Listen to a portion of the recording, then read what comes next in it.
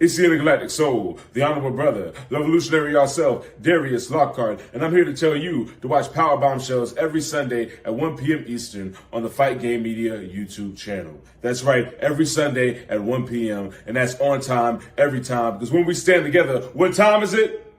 That's right, it's nation time.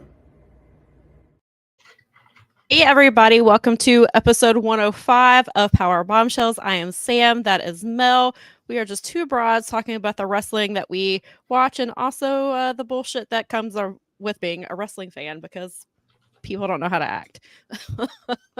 Girl, oh my God, is that the truth right now? I never realized that I was gonna have some weird moment where I was like, right, but you understand what you're doing is that it's like I've had a lot of road to hell is paved with good intentions and talks this week is what I feel like. I don't feel like the people I'm talking to are malicious or mean or ill-spirited or are coming from a bad place or anything like that. I don't think that at all. Right. But I think that the reality of the fact that we live in a society that certain things are institutionalized into patriarchy rolls right on down up into, and it's everything. It's everything. It is. And we talk about, since the day that you and I have met, we've talked about how wrestling reflects life, right? Mm-hmm.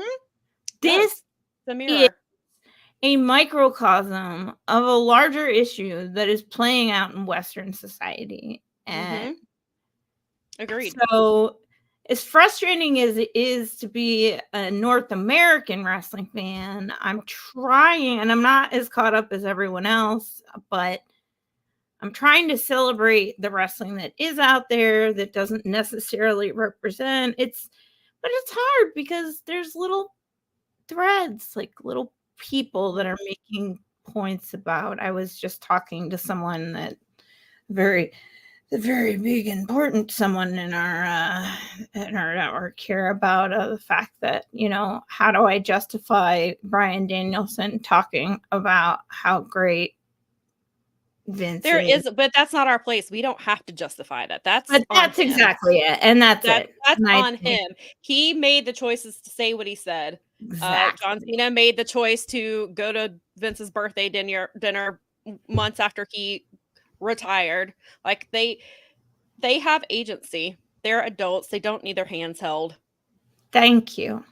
Okay. Thank you. I do want to say that I have the same question. I've had the questions too. I've had that. How do you rectify these things? And then I've just come to the conclusion that it's not on me to do that. That's them. That's their choices. It does make me kind of side eye them a little bit and maybe raise my eyebrow and then kind of wonder, what else they're dealing, it's just, it's hard. And you have daughters. Yeah, but the thing is with that, I mean, and a wife, you have daughters, but on top of that, women you shouldn't have to have a wife or have daughters to be able to understand the gravity of what is happening. We are people, and we've always you should not need to be married to a woman or have daughters or sisters or aunts, grandmothers, whatever, family member, close female friends to see how this affects women in general.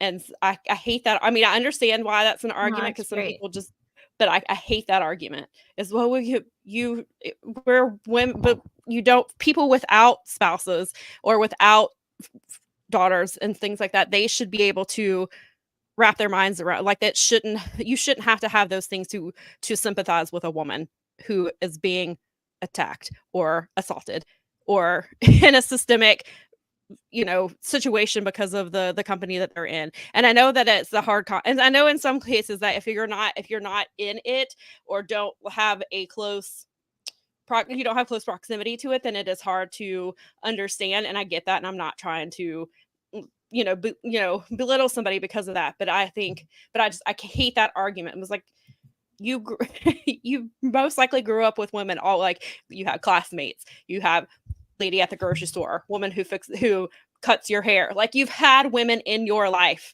doing things, or Teacher. that you've had some kind of close proximity to them, that you should understand that they shouldn't have to deal with the things that they deal with just because they're a woman.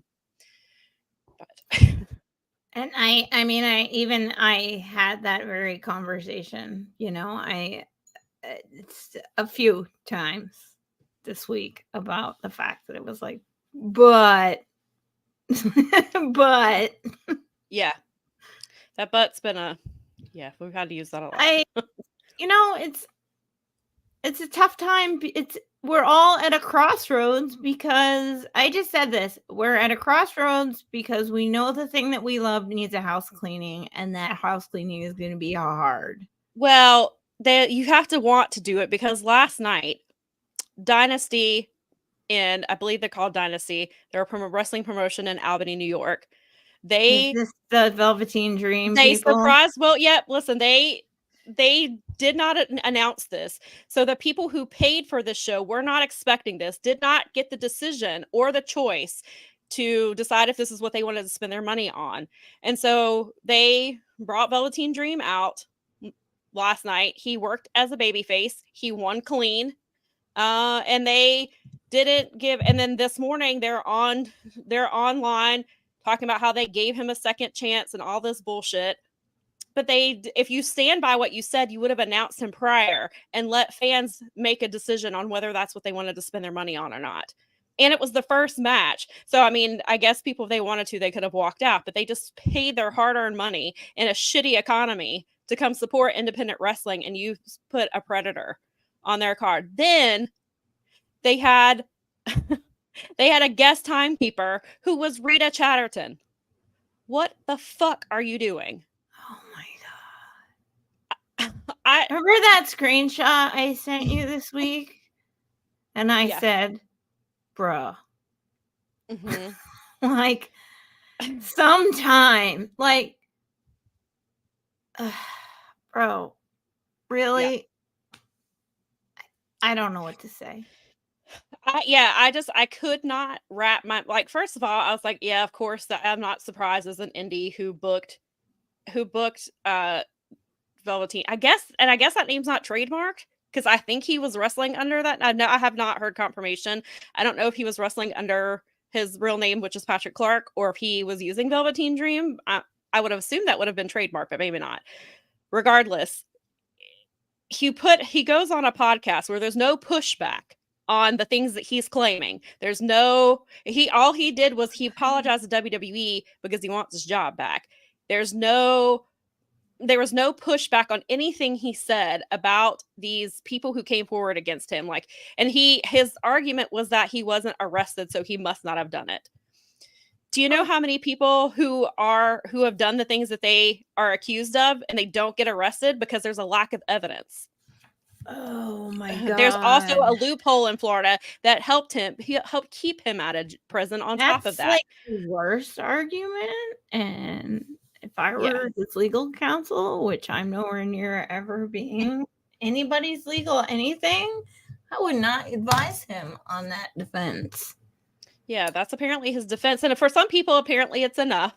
And so they're all, well, if you watch the interview, you would know he was sorry. No, he's not sorry. He wants his job back because I'm out of money and I need to work again. Yes. So at least be honest about what you're doing. But then I wasn't completely surprised, because then, we've talked about like Matt Riddle's getting booked in MLW and New Japan. And I saw last night that Big Teats is wrestling Matt Riddle at the next MLW show. I was like, cool. Love when my favorites have to wrestle shitty people. Love that. So then we have this whole thing of bringing him back. I'm not surprised. But you have Rita Chatterton on this card.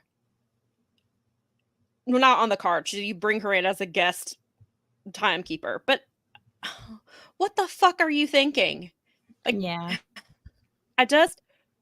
I don't know if she's familiar with Velveteen Dream. I don't know if she's familiar with the situation, but still to put her in that situation is just mind-boggling to me. Like, I could not wrap my brain about it. Like, because I saw the thing about Velveteen coming on my like a friend sent it to me, but then Brad tagged me in the thing about Rita, and I was just like I couldn't wrap my brain around what I was reading. I had to read it like several times and then say it out loud to Nick, or say it out loud. I was like, what is happening? Like, I can't. They're just the people that have just no, I don't even want to say common sense, but like, how do you justify? I mean, I know for them it's money, or they're giving a second chance or whatever. They justify it however they have to sleep at night. But I just, yeah. So how are we going to clean up the business if you're doing shit like that? Don't want to. I said it last week. It's all lip service. You don't want to put in the work. You will say that you will do whatever it takes until you actually have to do the work. It is easier for you to book Velveteen Dream than it is for you to put in protocols to keep your talent safe, to put your fans to. And that's the thing. Like, their Twitter bio says that they are family-friendly wrestling. Think about that and who you booked and what he's been accused of. That's insane. Yeah. I have nothing. I mean, I have nothing to add because there's nothing to add. It's just it's insane. And it's been a week. It has been a week. And I finally got a chance to watch Jim Valley's episode from last week. Mm-hmm. And he had a lot of really great points. And I agreed with all of it. And it's not just because Vince is gone, just because John Laurinaitis is gone, problem's not solved. And I need people to remember that WWE is named in that lawsuit for a reason. The entire company is in that lawsuit. They are in that lawsuit. The lawsuit also names multiple different people who work for WWE, who were complicit, who knew about what was happening.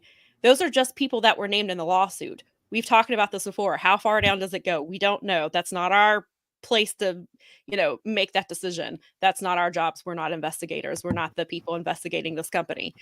But they're there. And to say that you shouldn't let, because I heard I started his next episode and I got partially into it. So I heard the clip of Dave saying that he could, I guess, because Jim was really hard on WWE and he didn't understand why that would turn Jim Valley off of wrestling altogether.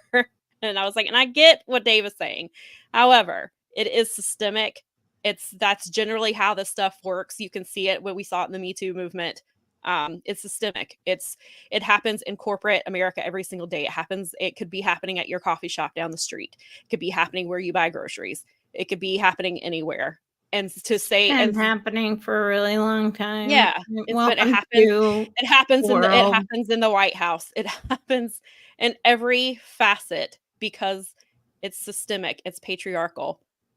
It's been this way for hundreds of years, where people in different scenarios, obviously, but it's been there and it's there. And you have to. It's not an overnight fix, but it's not an overnight fix at all. I'm grateful that the last 2 weeks, the Observer has been led with stories about Janelle Grant and Ashley Massaro. And I think that's important. And that is the kind of thing I would like to see more often, is that kind of thing. But I wish that it took more than taking a dump on a lady's head to get you to pay attention to you don't need salacious details to know that this is wrong, and that shouldn't have to. I mean, it should have never gotten. I was listening to this morning's, and I didn't get. I'm like literally about 8 minutes from the end, but I did feel like there was a hint of remorse that he didn't push that story harder. And I mean, you can't live backwards. It's not something that we get to do. Sure. And I appreciate that the time is being given and the platform is being given. But I also feel like that should be a day-to-day thing. And I've made the point, I made this point this week in our Discord, I made this point online. I said, this is why the conversation that we've been having since all the way back to the Hall of Fame ballot and everything else is that maybe having some female voices, like female contributors on the thing more often would help. Because I don't know, maybe because you've been covering, I'm not deep diving a lot of this stuff, you know, I'm watching very much from like, I read the news and I read the articles but you're educating yourself. And you're not making decisions based off, because there's so many people who are like, oh, well, I'm not reading that lawsuit. And then they're making judgments about, oh, well, Janelle should have quit. That just anybody that does.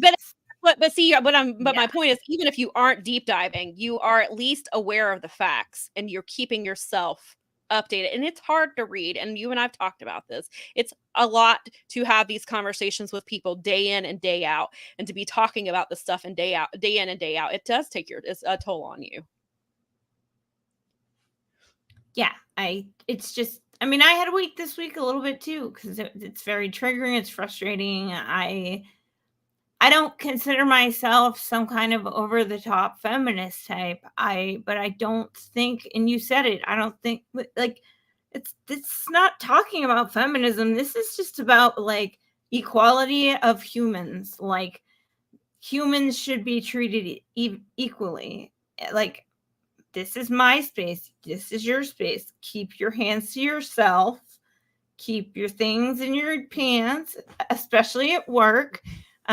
Don't use your position of power to manipulate people in vulnerable places. Like, right. You would think that would be super obvious, but generally the people who perpetrate these things are narcissists and things like that. But yeah, normal everyday people, you would think that these are. It's a lot. It's a lot to process, and I don't know. It's just been a weird week because it has been, and it is a lot. We've talked about that. You know, we said this. If you didn't see last week's episode, like both things can be true. Wrestling can be amazing, and it can be fun, and it can have all these. Like, we're seeing Okada is leaving New Japan, and that's huge for Japanese wrestling. And it's also huge for American wrestling. Then there's all these things, all these great things that are happening. And we don't want to overlook that. But also these things are happening in this business that especially when it comes to the biggest wrestling company in North America, with somebody who has been the face of that company for 40 years. And we can't not talk about it. Both things are true. Both things, both things exist together. You can't. And I understand. I know some people have to compartmentalize, and they have to only see the good. And like, I get it. And I'm not shaming you or anything if that's how you do it. But for me personally, I can't look at, especially since speaking out, I don't look at wrestling that way anymore. I cannot separate the two. That's just not how it works for me. And so I cover it as I see it, especially in my writing. Like, that's how I have to deal with it. That's how I can't look away. I can't sweep it under the rug just because I enjoy things. And I don't want it to create tribalism. Like, that's not the point here either. Like, this is, it should be called out for what it is. And this is happening and when it happens in these big companies, and it's happening but then it's happening in other companies, it's happening in smaller companies. We saw that in speaking out, that this was happening so much on the independent scene. We see that it's happening. I mean, we're seeing an independent company last night who booked someone who has been accused of doing some really awful things. So these things are still happening. And so I feel like we have to address both. And so and that's what we're going to continue to do. And it's hard. And sometimes I even thought about it before I came on here. It's like, I don't really want to talk about this stuff, but we have to.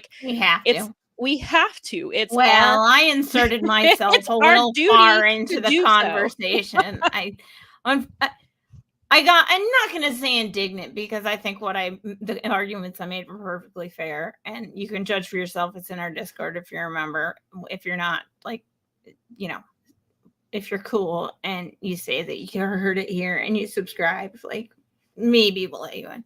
But the idea is that I inserted myself into the conversation a little loudly this week because I got a little sick and tired of hearing the same old trash. And it's like, this is how it's always been and all these things. And it's like, those things can, and you said it, those things can be true at the same time. But the idea is like, you don't break cycles by being like, well, this is just the status quo. That's literally what they told Ashley was them's the breaks. And I felt like people were telling me that all week. And it really hurts on a level. And I'm not one of that. In no way am I trying to make that about me. But in a lot of ways, as a woman, when they said, when I see the similarities. When I read that, I felt the times that you have been told that as a lady in some form or fashion by the culture of our world. That's just, it's been like that forever. And you picked a Carney thing, and it's like, yes, I did pick it, but I picked it in 2024, and there's standards and there's cameras everywhere and there's NDAs, and it's happening everywhere. It's not just wrestling. Like, this is happening everywhere. And there's just conducting yourself as a human freaking being, like being out there. I don't get disrespected by the men around me. Like, these people are being disrespected all the time. Like, even Jim deigning to say all of those things on the first show. I don't know if you looked in his mentions, man, but it was like all the people that you and all the ladies have to deal with when it was rape apologists and domestic violence apologist city down there. Oh, yeah. I saw him responding to some people, and I was just like, I don't even see how he has the time the capacity to answer these people. I mean, the one guy he was making fun of his spelling more than anything, which honestly, yes, I did use that. You know what? If you're going to make a point on the internets, on Twitter, if you're going to be a keyboard warrior and you can't SPEL spell, then you are deserve what you get. Yeah. Sorry. You definitely do. And I do. We have some. No, it's okay. I have some comments over here that I want to read, and because we've had some good stuff over here. And first, real quick, Daza said that he won't be staying long this week because he is going to be on a podcast for himself, because it is him. The answer to the question, is it me? It is Daza. So Daza apparently is going on a non-wrestling podcast to talk about Iron Claw with people who don't watch wrestling. So good luck with that, Daza. Woo, have fun. Normie's talking wrestling movies. To answer Daza's question earlier, when Danielson made the comments, it was after he retired. So it was yes, it was right in that time frame. I don't remember exactly. He gave an interview. I remember reading the interview or listening. Oh no, yeah, I was just like, "What the fuck are you doing, my guy?" I can't remember before we knew about Dave. this. It was either with Dave and Garrett or it was with Jericho, because I remember listening to the podcast where he talked about how he felt about him and gave him all kinds of credit and all these things about giving him his break. It was yeah. It was right after signing with AEW. He gave an interview, an audio interview, I believe. Yeah, I believe that sounds familiar. Nikki said this is going back to the Rita Chatterton stuff. She said, I don't remember what I said to you about it because it was hard to even process what you said. Yeah. It was that kid with the blinky eyes meme. Yeah. Yes. It definitely was.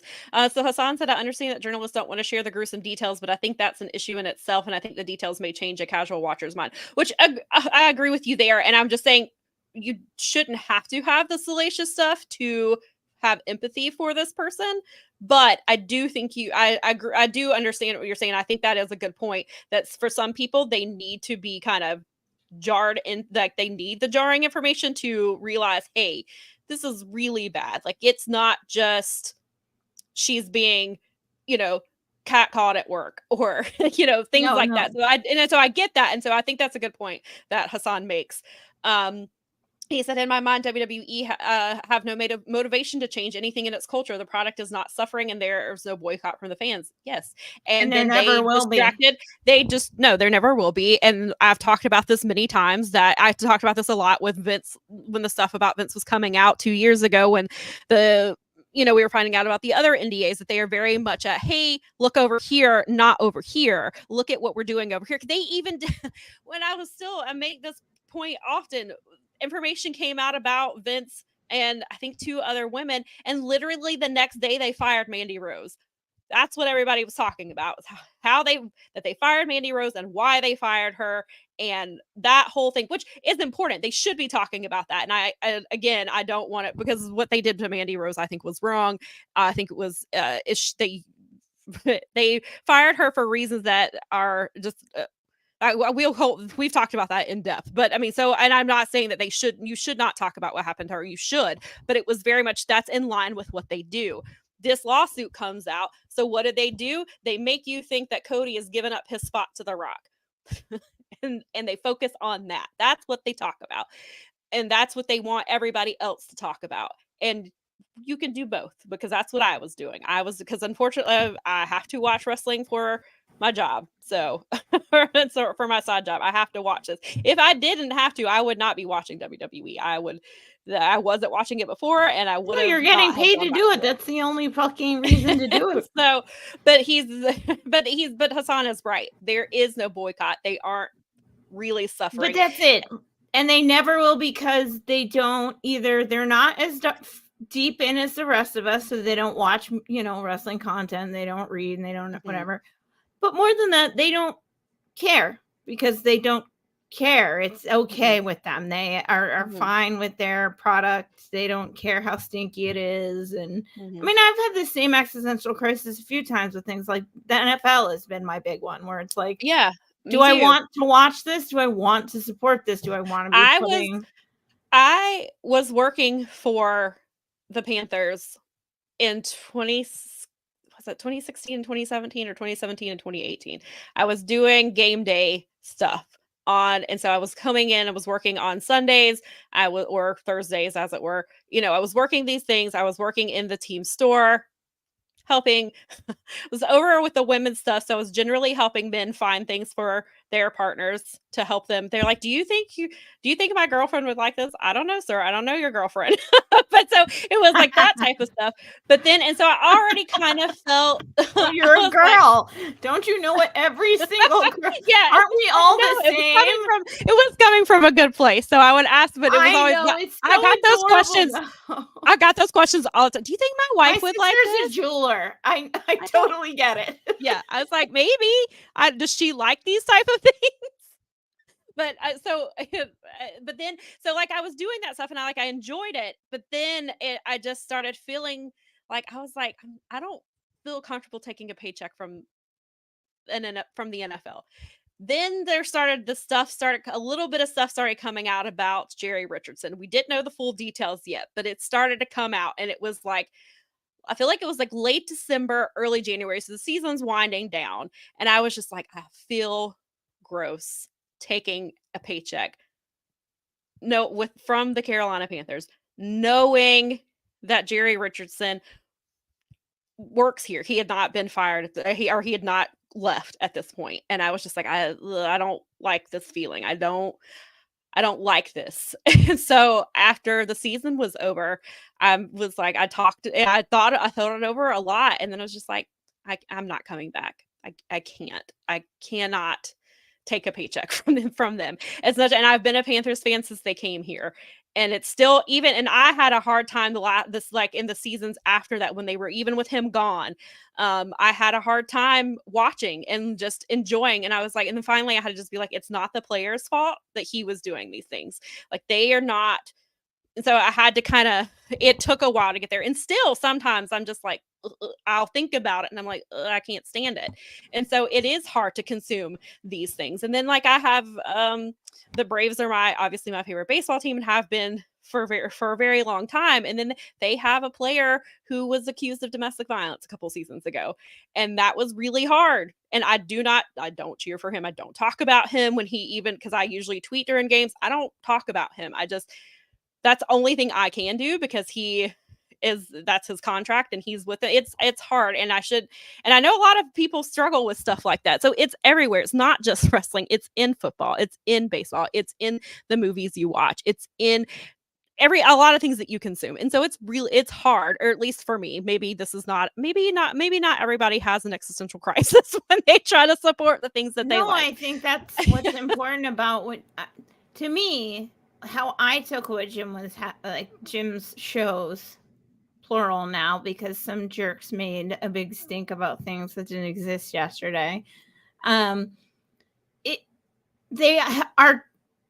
He's talking about this. He's talking it through for himself, and he's talking it through for himself with us, because Jim is traditionally the one on the network that doesn't have the more standardized show. He's the one who has the more like what's going on. And I mean, he talks about the video games and stuff, but like he has the more like he's the more outside the lines talks about like the, what about this and what about like this. And he brought up, the idea of what happened if like the Bucks and Cody, like, and those guys decided that like long before there was even ever an inkling of it, because he talked about like how things just evolve. And so he's just an insightful guy who's having I think the same crisis about, because, and I said it this week too, this is supposed to be my escape, but there's really no escaping it, is there? No. There's like, no, but there isn't. And I don't like that, because, and I have recreation, don't get me wrong, but yeah, same here. I don't want or need or like the idea that when I say, hey, I'm a wrestling fan, people go, oh, you mean that rapist and that guy that did all that stuff to those? And I mean, I don't, because in America, especially, that's what people think of when they think of wrestling. Yeah, and I've had that come up in conversation when people are like, oh, what do you write about? Because they find out that I'm, one of the things I do is write, and I'm like pro wrestling. And I know, and I see that look on their face, and they're like, and I know it's coming. So sometimes it's gotten to the point where I'm have to be like, I was like, of course, I mean, I do enjoy it for the sport itself, but there's also been some things where, and so I tell them, I was like, wrestling had their own Me Too movement, and I covered a lot of it. There's still, that stuff is still happening. And so I was like, and there are not many women who talk about it. And so I do. And then they're kind of like, that changes the perception. And I was like, and I hate that I have to add that qualifier in when people ask, but I see, and even being in the South where wrestling has been, especially in Charlotte, wrestling's been, wrestling's been just like NASCAR. NASCAR's been, in this area for years, decades. So has wrestling. I mean, there was the NWA. A lot of the heyday was in, Jim Crockett. All that stuff was had territory days. All that stuff. People still associate Charlotte with and people still that don't watch wrestling even in Charlotte. Like they associate it with Ric Flair because, of course, he was the biggest wrestler in the world. Exactly. Which we've talked about Flair Country and how it gets used because I made a joke card for a friend for Christmas about this once because we make jokes about endlessly. So, but yeah, so I always have to add. So I have to feel like now I have to yes, it is wrestling. And yes, I do enjoy it. And there's all kinds of wrestling. There's independent wrestling. I was talking to a lady one day and I forget how we were talking about it. And she asked to mention Japanese wrestling. And she was like, they have wrestling in Japan. It's like they do.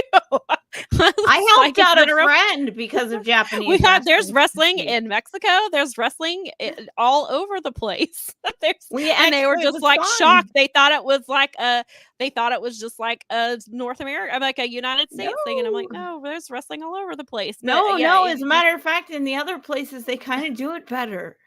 In some places, some countries are struggling with how they treat women too. But I actually helped out a friend who does stuff with real estate and everything because of being a Japanese wrestling fan, because I knew that the Japanese economy was entering a recession because of New Japan and Japanese wrestling.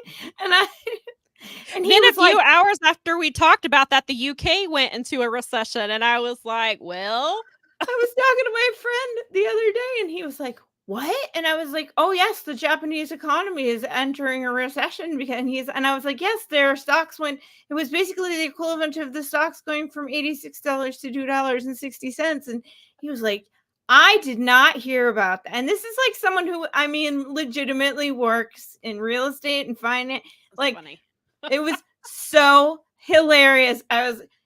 He's like, it was so funny. It's wrestling has these like, but that's like, okay, say something nice about wrestling. So that's like, right. That's what I've been trying to do, is like, it's like, you have to remember that as much as this like is the truth, and then if you want to be a dismisser, that's your prerogative. If it's easier for you to just go back in your shell, because I will block you. But I'm blocking people left and right on Twitter. It's not as bad, but anybody who comes in my mentions and tries to defend anything, I don't even say anything. Oh, no, I'm not talking about defending. I'm even just talking about, like, if you like what you like and keep doing what you're doing, own it, accept it. But know that those of us who want to see change are not going away. We're going to keep saying something, and we're going to keep pushing you to cover it. And you're going to, in your case, you're going to just cover it yourself, your damn self, because nobody else is freaking covering it. Yeah, that's pretty much how that's pretty much how I felt the last 5 years as well. Nobody else, if I don't do it, then who else will? And so. I mean, I keep reminding myself, it's like, it's incremental. Change is incremental, and it shouldn't be as incremental as it is, but humans take a long time. Oh my God, change is the scariest thing in the whole wide world. I was really cool. I had one of my friends who was a talent. He was one of the stage managers for Ren Fair One Fair, because he was like the managing for the talent. And they had moved the things around. They had moved a bunch of stages around. And I remember chatting with him about it. And he's younger than me, and he was really good at it. And I was just like, so what? And he's like, it's the same thing that happens every year. Every year we move. Some people move from this stage to this stage, and everybody's all scared because I can't find my bastard monks. They're over here instead of over there. And he's like, that's just the nature of Ren fairs. And I realized, like, from between team sports, working in theater, I was like, you know what?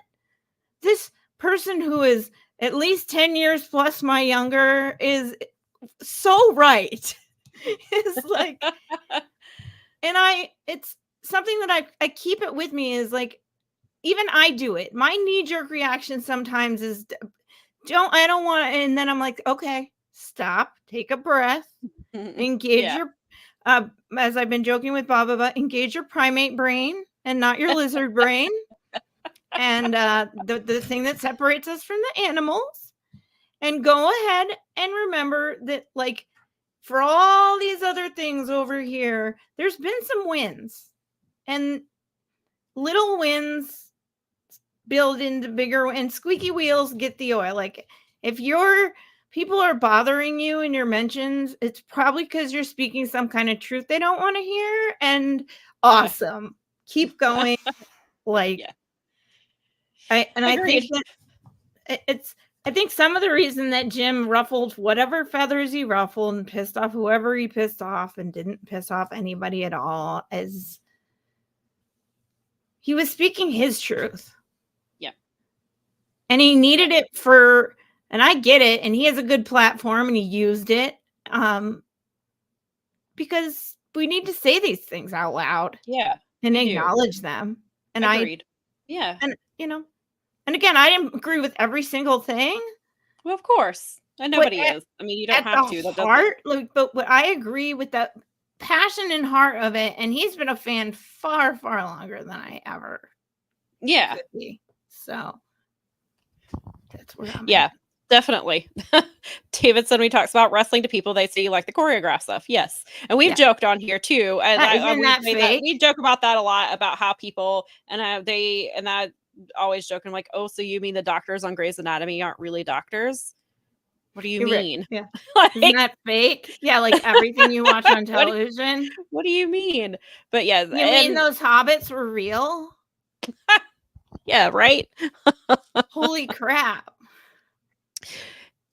We do have a couple other things we do want to get through with, I mean, still in relation to this, we do have a guest who will be here in about a half an hour or so to talk about some stuff with Asé, but we wanted to make sure that we talk about this stuff and again, talk about the good and the bad because Asé is some really great stuff. And we will go into that in about half an hour or so. But we do want to cover a couple, and it's still on the lines of this stuff, unfortunately. And so, Hassan makes the comment here that they literally left Ashley in Kuwait alone and left her there to come back alone after what she says happened to her. And I can't imagine this evil. Me either. And then, so again, I mentioned this last week. If you are not following Tim Marchman on Twitter, I highly recommend following him. He is a Vice reporter, and he's been investigating a lot of the stuff related to Ashley Massaro, and has been staying on top of it and keeping her name out there, which thankfully, because her situation is one of the cruelest, saddest, most awful things in this business. And this happened, in 2008 that this happened to her. And she's clearly never got justice for it. Hopefully wherever she is, she can get some peace knowing that people are talking about this. And so on a couple of days ago, her childhood friend, hang on, I've got her name here. Cara Papilla, I believe is how they were pronouncing it. She was on Banfield, which is a show that is on News Nation. They've been covering some of the stuff related to Janelle Grant, and they've been covering some of the stuff related to Vince. So they brought her friend on to talk about some of the stuff that was going on with Ashley. And she says that when Ashley was first telling her that, she spent like 8 hours with her just crying and telling her everything that happened to her. And then I think probably the biggest thing that has come out of this is the comment that she made about Stephanie McMahon, and that Stephanie McMahon did know about what happened to Ashley. And not only did she know, she was used as bait. She was there to pretend to be sympathetic, to get Ashley to talk about what happened to her to Vince and the other board members, and she basically abandoned her. So the quote from the show says, as soon as she got back to the States, she had phone calls. Vince had his daughter, Stephanie McMahon, take his place because she was a woman, to make Ashley comfortable. And they just played with her because everything that Stephanie had made her feel comfortable and safe about. As soon as she walked into the boardroom meeting, Ashley was on her own completely. She was threatened, and there was no compassion. There was no sympathy. There was nothing. Papilla also reacted to the reports confirming WWE's knowledge of the situation. It's about time somebody has a conscience. She then shared a message directed at McMahon and WWE. She said, "Shame on you. How do you look at yourself? Obviously, he's a sexual deviant. He's not well. He needs help. It's not just Vince. It's the whole freaking company." So I think we all kind of knew that Stephanie knew something and has known a lot of some things. It's clear she's a board member. She was very high in command under Vince McMahon. So there's a lot of things that she knew. And I keep seeing people kept saying, I think a lot of response that I saw to this was this is disgusting that Stephanie would do this. B, that means Triple H knew, which I think is a logical conclusion. And we've talked about, Triple H knew a lot. He knows a lot more than he says. Husbands and wives don't talk about everything. It depends on your relationship, but you're not going to convince me. Well, he was there, but he was from what he's the board member. What John Laurinaitis said, this was pretty much an open secret of what happened to her. Yes. Like everybody within the company knew. Did you hear she talked to Maria and Dave talk to Tim Marchman on Friday? No, I did not. I have heard people talking about it. I know you've talked about how good it was. I saw a couple people on Twitter because Dave's Dave talking about it came up in my timeline, and people were like, somebody was like, I've been a subscriber for 15 years. You should make this episode free. And somebody was like, I came to say the same thing. I saw we were pushing for that in the Discord also. I'm sure and I wouldn't be surprised from the I talk saw I Lisa had. talking about how well done it was. So he was great. He was. Yeah, I was gonna say, if you have anything you want to add about that, because I haven't listened to it, please. I will definitely. I wanted to make sure that I checked in with you on that, because I appreciate that, and it was an excellent Friday. Was a very, very good hour. They went more than 70 minutes. It was very good. He gave them a lot of time. I am very grateful for him and his coverage, and because he's a legitimate fan, he's treating it way more seriously than I think. I mean, so he's a real, he's a legit journalist, and he's also treating it with respect. Good. I'm glad. Yeah, real good stuff. But continue. Yeah. No, that's fine. And Hassan said that he mentions that Tim also was on talked with Post Wrestling, which is great. So, and I believe Post Wrestling's podcasts, I believe, are free. So if you are, if Dave does not decide to make this free, then I would recommend checking that out, because I can imagine it's got some great information in there. But yeah, it raises the timeline of because Jim Valley, I noticed, he kind of pointed this out several times, that someone emailed WWE in March of 2022 to tell them that tell them about Janelle and that the lawsuit was coming and all that. Stephanie McMahon stepped down shortly after. And then Vince resigned not long after that. So that also, just because a lot of questions are, what does Stephanie know and when? And so now she is now being placed square in this stuff with Ashley Massaro that she knew pretty much immediately. She was used sent as her out there. They went, she was bait. We'll send a lady. A lady will make another lady feel good. It won't. It's cool. Ladies respond to other ladies. Mm-hmm. Yeah. Yep. And then she left her. But that lady is the daughter of the owner of the company. It worse because she's a lady. Mm-hmm. They knew that they could have. They knew what they were doing. They sent Stephanie in there, and sure, maybe Stephanie protested. Maybe she didn't want to. Maybe she was forced to, but she still did it. She was still complicit in what her father did. She was still complicit in allowing them to treat her the way that they did. She didn't have any, at least in front of Ashley, she did not voice any objections, any concerns about what was happening. And maybe she felt like she couldn't. But so that just goes back to, what does she know? What else has she covered up? And these are all valid questions. And she was, right there with him. And again, I'm not saying that she couldn't have been. Stephanie was probably pressured. She was probably coerced. She's probably like, that's her dad. She probably felt like she had to do certain things, and I can't, and I'm not, but she's also not blameless either.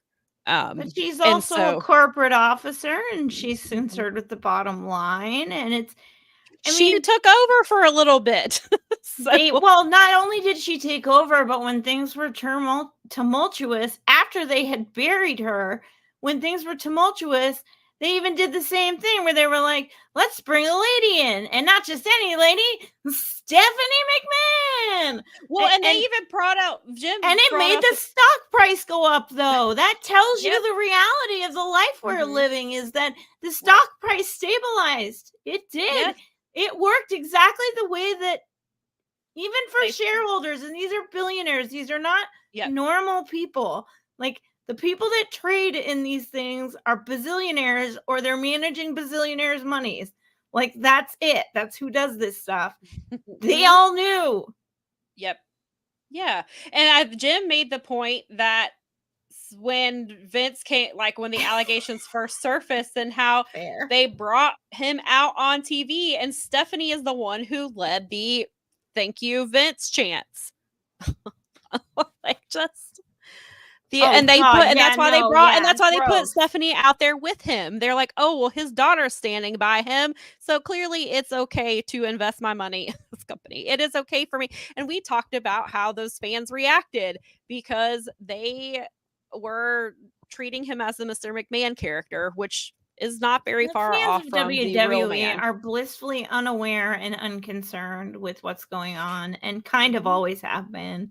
Yeah. And I mean, we talked about it last week. Not everybody migrating away from WWE has happened to a lot of us, and it started way before we I mean, maybe we've known all along. Maybe we've had a feeling all along. But a lot of us, he put it right there. He put it right in front of our faces for years. We can see that in the now going back and watching these clips with Ashley Massaro. We've talked about it so many times. The making Trish Stratus bark like a dog. The bra and panties matches. The stuff with like Dawn Marie and forget who they had her marry on TV, but like they had that stuff. There's Tori Wilson, like just all of these things going back and looking at, we realized that these were either he's playing out fantasies or he was punishing women for turning down his advances. And so now we see that. So he was doing this right under our noses for years. And it was always a joke to him. It was always, I look at what I'm getting away with, and these stupid people have no clue. And he has got away with it. That's the saddest part. I mean, he got away, and we've talked about it. He got away. There's the stuff with Jimmy Snuka. There's the steroid trial. There's Rita Chatterton. He's been getting away with the stuff for 40 years. And these are just the things we know about, which is what I keep coming back to. This is what we know. And actually, now that I say that, that reminds me, yesterday, there was a Fightful Select that came out, and they mentioned, I don't know if let me see if I still have it on saved, because I had actually saved it so we could talk about it, and I almost forgot. But there is someone who is weighing their options about potentially coming forward with some, I don't know if it's something that happened to them personally, something they know about. Some people have speculated on who this person is just because of previous comments they have made. Where is this? Sorry. I was looking. Hold on. I will find it. Okay. I think this is it here. Yes. So this is some more stuff. Oh, and then they also mentioned that Ashley Massaro was actually talking to Fightful in March of 2019. They were setting up an interview in Las Vegas for that May at StarCast 2. She was going to talk about her plans to resume in-ring training, and said that she was weighing whether or not to open up further about her claims that she was raped while on WWE Tribute to the Troops tour. Unfortunately, Massaro passed away 2 weeks prior to StarCast. I did not realize that was so close to, or maybe I had just forgotten, but I didn't realize that time frame was so close together. But then here it says,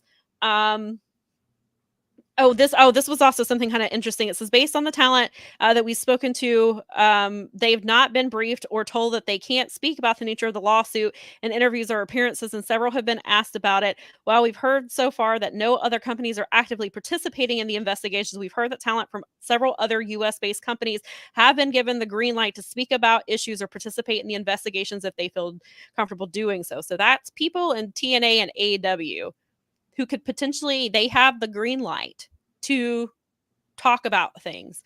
So we could potentially, if they're comfortable with it. And so that could be, I was talking to some, that could potentially be somebody like a Jim Ross. However, Jim Ross knows a lot, but then I can imagine, he's probably been privy to stuff. He's probably seen stuff, and he's probably thinking, if I come out with this, then people are going to tell me that I'm complicit. So I don't expect Jim Ross to say anything.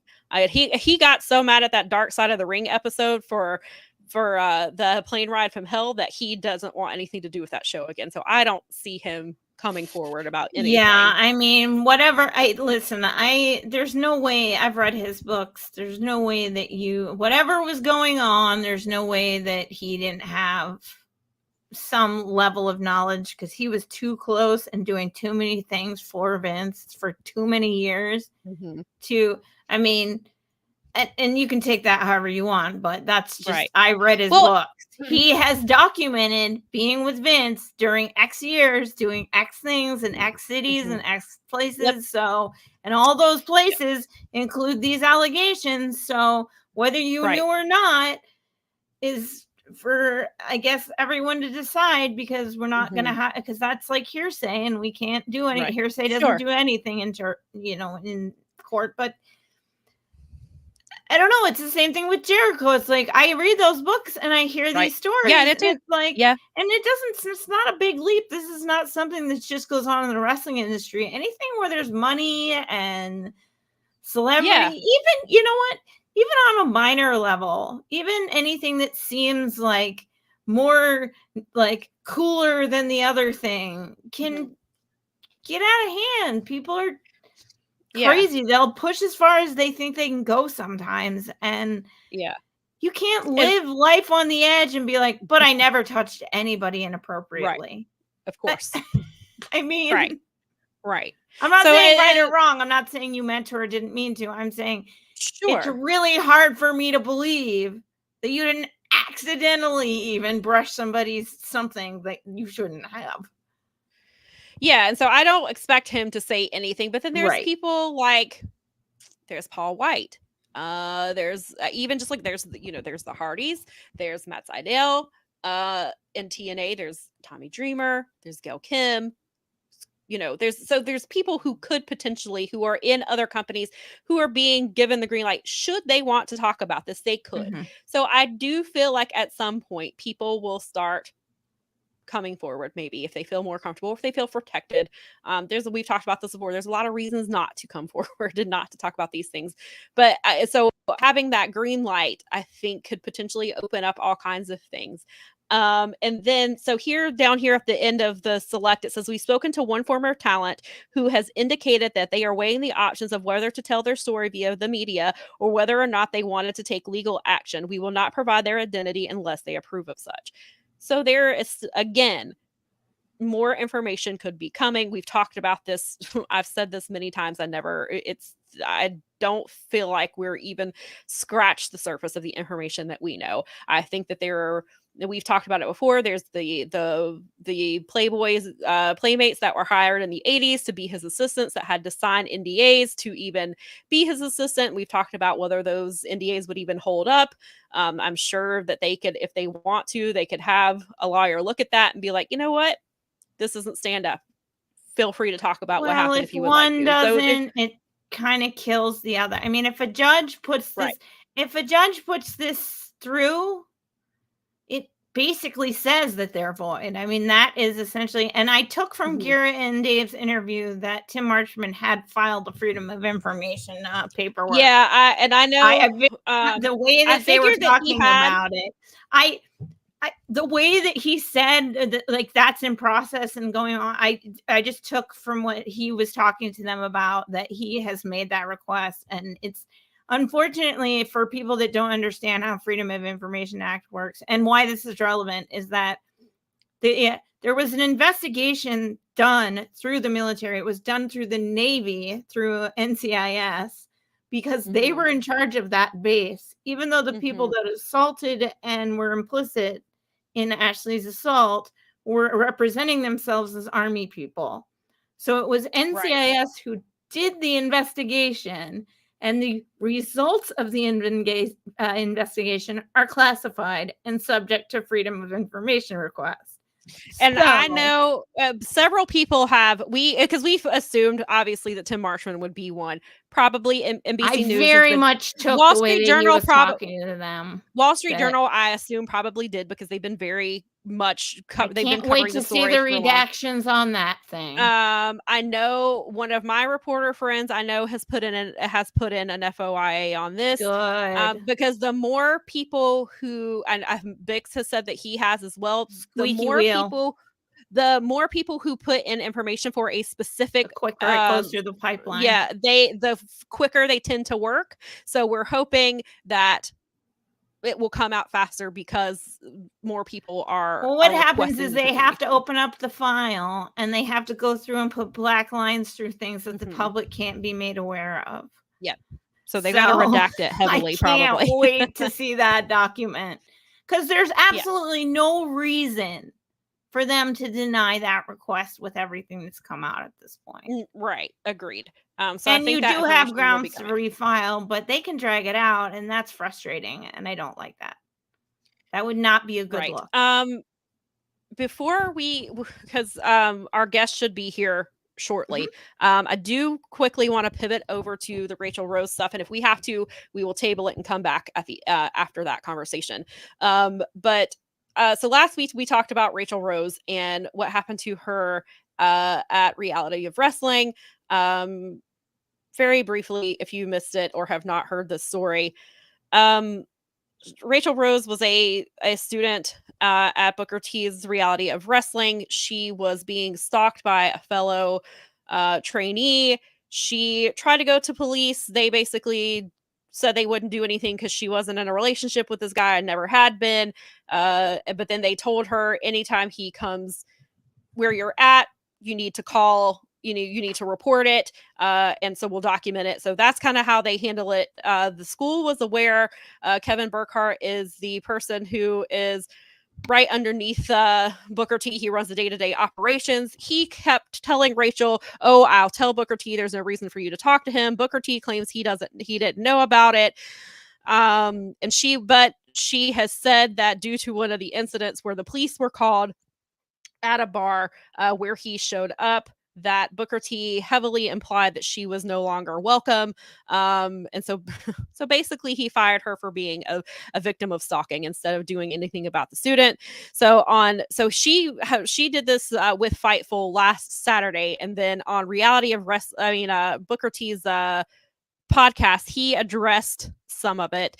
There's a lot of victim blaming and shaming. So he said a story came out about Reality of Wrestling that was dropped by Fightful. The story was about safety issues and being able to own up to the situation. I want everyone to know that Reality of Wrestling I want everyone to know that Reality of Wrestling allegations like what are in that story we take very serious. Sharmell and I, we take the allegations very serious. For 20 years, we've been working with young people on a weekly basis. My motto has always been safety first, in the ring and out of the ring. My students have always had a line to me as far as they can call me and talk to me on a regular basis. The story that came out, it was about an incident that happened in December of 2022. This isn't an incident that happened yesterday or anything. Sometimes I question, why didn't the story come out a year or months ago? It really wasn't a story I didn't believe. I thought it was an incident that happened, a situation that was handled, and we got past that situation.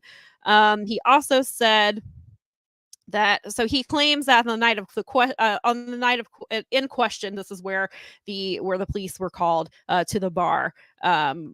And because this person came, so he said, let's go to the night in question. It was an incident that went down, and it was the first time I'd found out about it. The person we're talking about, the story, Raychell Rose, is a former student of Reality of Wrestling. She had an issue with a prior student that was part of Reality of Wrestling years prior. I think he vacated Reality of Wrestling in 2020, a situation that I knew nothing about until this night. I found out about it before the show. I thought I handled it. After the show, Raychell Rose came to me and told me not the situation. When she told me about the problem with her and Sean Reed having an issue, I said, let's fix it. I knew Sean Reed was at the bar next door, and he told her not to go over there. I said, please don't go. Please don't go there. Go somewhere else, and we can diffuse the situation and handle it. For me, this is an issue that I can't handle. This is an issue that the police need to be involved with. I left, and after that conversation, I stressed, Raychell Rose, go somewhere else. Go anywhere. So many other places you can go to. Do that for me, and we can diffuse the situation. I left, went home, and the next thing you know, I'm getting a phone call from the bar owner. I'm getting a phone call from the police and the boys to come back and figure out what happened. Raychell Rose chose to go to the bar. What happened after that was totally out of my control. I just want to stress, Sharmell and I take full responsibility for anything that happens under Reality of Wrestling's roof. Anything that happens outside of Reality of Wrestling, that's totally out of our hands. For this story to be written the way that it was, I fired someone over a stalking incident. That is not something that happened. We can't fire anybody because we don't hire anybody. These are independent contractors. We can book them and not book them. That's normally the way it works in the wrestling world. Even though he says that he fired Sean Reed, but he doesn't fire people. And then he wrapped up and said, I'm willing to answer any and all questions because I'm not running, I'm not hiding from anybody as far as my integrity goes, as far as Reality of Wrestling and what I've built for the last 20 years, working with so many young women. my young women at Reality of Wrestling, if they ever make it to the next level, I make sure to tell them, if anybody treats you differently than I treated you, you call me, because I know that's not the right way to be treated. I treat all of my females at my facility like they are my daughter. I hold that with them utmost respect, and anybody who comes into my school. So, do you have any comments before I read what Rachel's response was? No, I don't. Okay. He speaks for himself. Yes. So Rachel, in response to this and other, not just this, but other comments, of course, that she's been getting and seeing, she released a 14-minute YouTube video, which is on her YouTube channel. I watched it in full, and she does address some of the things Fightful did pick. They did put some quotes in here, so that is what I'm going to read to you. I do urge you to watch the entire 14-minute video, because there's some stuff in there, like they told her they got a trespass warning against this guy. She called the police, and they have no record of a no trespassing complaint on this person. So they aren't telling the truth. So she says, let's see. She said, okay, so so speaking about going to Booker with concerns, Rose said, that's just not the way things are handled at the Reality of Wrestling. In my experience, you went to Kevin with the day-to-day operations, because he ran day-to-day operations. So you dealt with Kevin Bernhardt directly. And if he told you that you needed to escalate things by talking to Booker or Sharmell, that's when you could do it. I was never told by Kevin that I needed to talk to Booker and Sharmell. I was also directly told not to do so, or not to do that, because he informed me that he kept them informed of the entire situation. I, throughout the entire situation, was on the phone with police, lawyers, and district attorneys. After every single one of those phone calls or interactions, I called or talked to Kevin Bernhardt personally in person, and he told me each time when I asked if I needed to go to Booker that he had already talked to Booker, that he was going to talk to Booker for me, so I didn't have to worry about it. I had no reason to believe otherwise after being told that by Kevin. Then she goes here and she talks about the trespassing warning. She said, I did get on the phone with the Texas City Police Department today, February the 13th. And I did ask them for a copy of that record, because it would aid me in getting a restraining order and any other kind of legal process to move forward. If I had that documentation, I did request a copy of it, and they told me there was no documentation of or any kind of record in their database for Sean Reed as far as trespass warning goes. There was never, or that he's never been issued a trespass warning in general for that premises or any other. And in that video, she plays a clip where you can hear her. She's got them on speaker. You can hear them telling her that he is not in their system as having a trespass warning. Let's see here. She said, okay, this is some more stuff about the trespass warning. And then down here, she says, as far as Booker T telling her not to go to the bar, she said, that's not the case. I was not informed by Booker T or anyone else that Sean Reed was at that bar. I wasn't informed by Booker T or Kevin Bernhardt that Sean Reed was in the building and was present for the entire show that night. Excuse me. I found out Sean Reed was present for the first time when I went to the same bar that I always go to after Reality of Wrestling shows. I was in my usual place. That is when I first saw Sean Reed that night. I wasn't going anywhere that I wasn't supposed to be. I wasn't going anywhere that I didn't usually go, and I certainly did not go into that bar looking for Sean Reed, knowing Sean Reed was there or attempting to contact Sean Reed. He came to that bar knowing I was there and was coming to my usual place in order to confront me and to see me. And then with her conversation with Booker T, she said that conversation pertained to me calling the police. It was when I was calling the police and I was urged to go home by Booker T. I was urged, his solution from what I understood was for me to go home and not involve the police. That was his solution to help things go away, or made my stalking situation go away. I did not disobey Booker in that order. I did what I had to do to obey the police. When they told me the first time, I made a police report that I had to call them immediately every time Sean Reed showed up. I was obeying police orders when I called the police and let them know that my stalker was here. When I followed the dispatcher's direction to look inside the venue to see if my stalker was still inside the venue, I did not do that to disobey Booker. I did that to obey police instruction for my safety and to help me in my legal process. And then she goes on to talk about how the reason it took so long for the story to come out is because basically this is her lived reality. She is still dealing with this every single day. Then she talks about how reality of wrestling basically took themselves out of the situation. They did not want to help her. And so she said that she still regularly contacts police. I still regularly contact lawyers, and I still regularly deal with my stalking situation. It has never been far removed from me. It's something I'm actively dealing with. And this is just another process of me actively dealing with a situation that has been the same one for me for years at this point. The situation did not go away from me. It's something I continue to deal with. And this is part of the process of dealing with the situation. I can see how it might feel far removed from anyone involved in reality of wrestling or anyone running reality of wrestling, because they have not made themselves available to me to aid in this situation or have anything to do with my legal matters one way or another. They probably have not thought about this for a year and feel like this came out of the blue when it's not out of the blue. For me, it's something I'm still currently dealing with. So I just wanted to give an update on that since we talked about that last week. I'm sure there will be probably some more coming about that. I don't know if Booker T is going to respond to those comments from Raychell, but we just wanted to make sure we give you that update about what happened and what she says happened. Again, I would recommend going to watch that full video so you can see that this is something that's an ongoing process, and that reality of wrestling is doubling down and saying that they didn't know anything about it. They're also flaunting that Zilla that had left the school previously, they brought him back, and they're like, oh, we made amends because we believe in second chances here.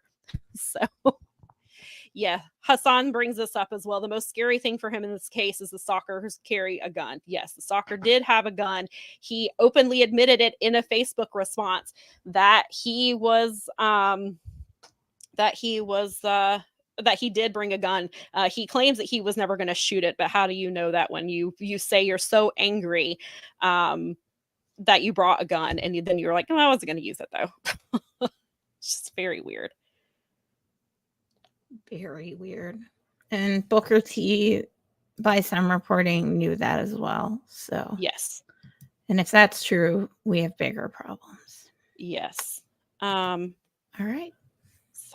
Hopefully, I will just go ahead and caution you. May hear Miley bark. There are people apparently going door to door.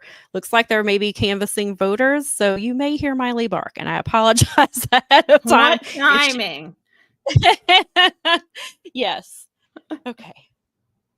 So I believe that we are ready for our next guest.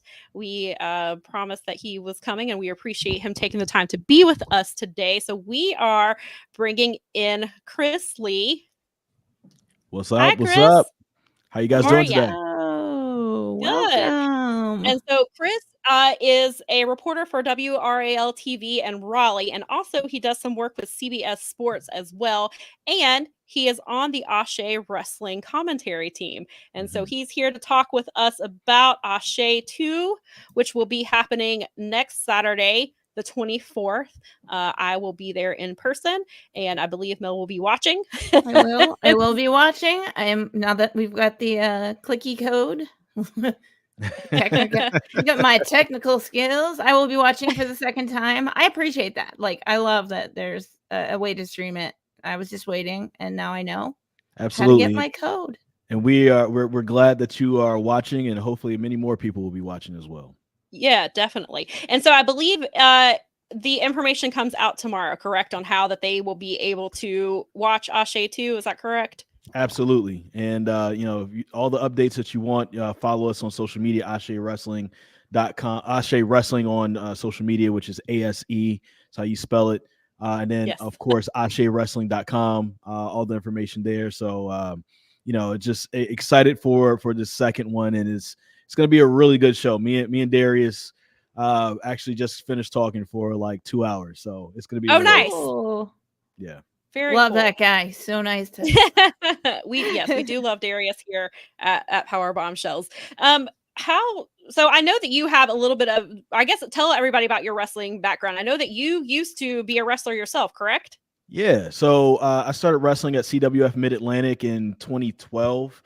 And I got there. Jeff Rudd was who used to be known as the Gemini Kid on the North Carolina independent circuit. He was our head trainer. But once I went to the advanced class, I was learning from guys like Trevor Lee, who's known as Cameron Grimes right now, Andrew Everett, guys like Eric Royal, Roy Wilkins, really cool guys like that. And in my training class was a guy named Manny Garcia, who you may know as No Way Jose from WWE.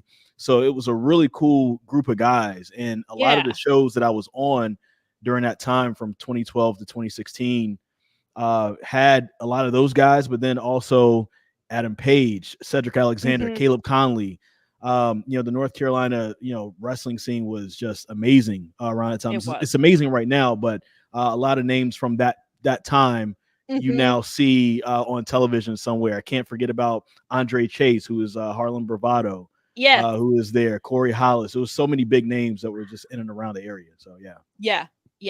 It definitely we were spoiled. And I tell the story all the time that when I first started going to PWX shows, I was paying $5 to go to just a rec center to watch Cedric Alexander. It was like really early in his career. And I was like, so I went from paying $5 to see him wrestle to watching him on WrestleMania, which is insane. And then you have, like you said, you have Hangman Page, you've got Trevor Lee, and you've got Caleb. And there's so much wrestling here in Charlotte and in the North Carolina area that's still, because now you see the former Jay Malachi, who is now Javon Evans, who made his Level Up debut in NXT on Friday night. And I got only 19 years old too.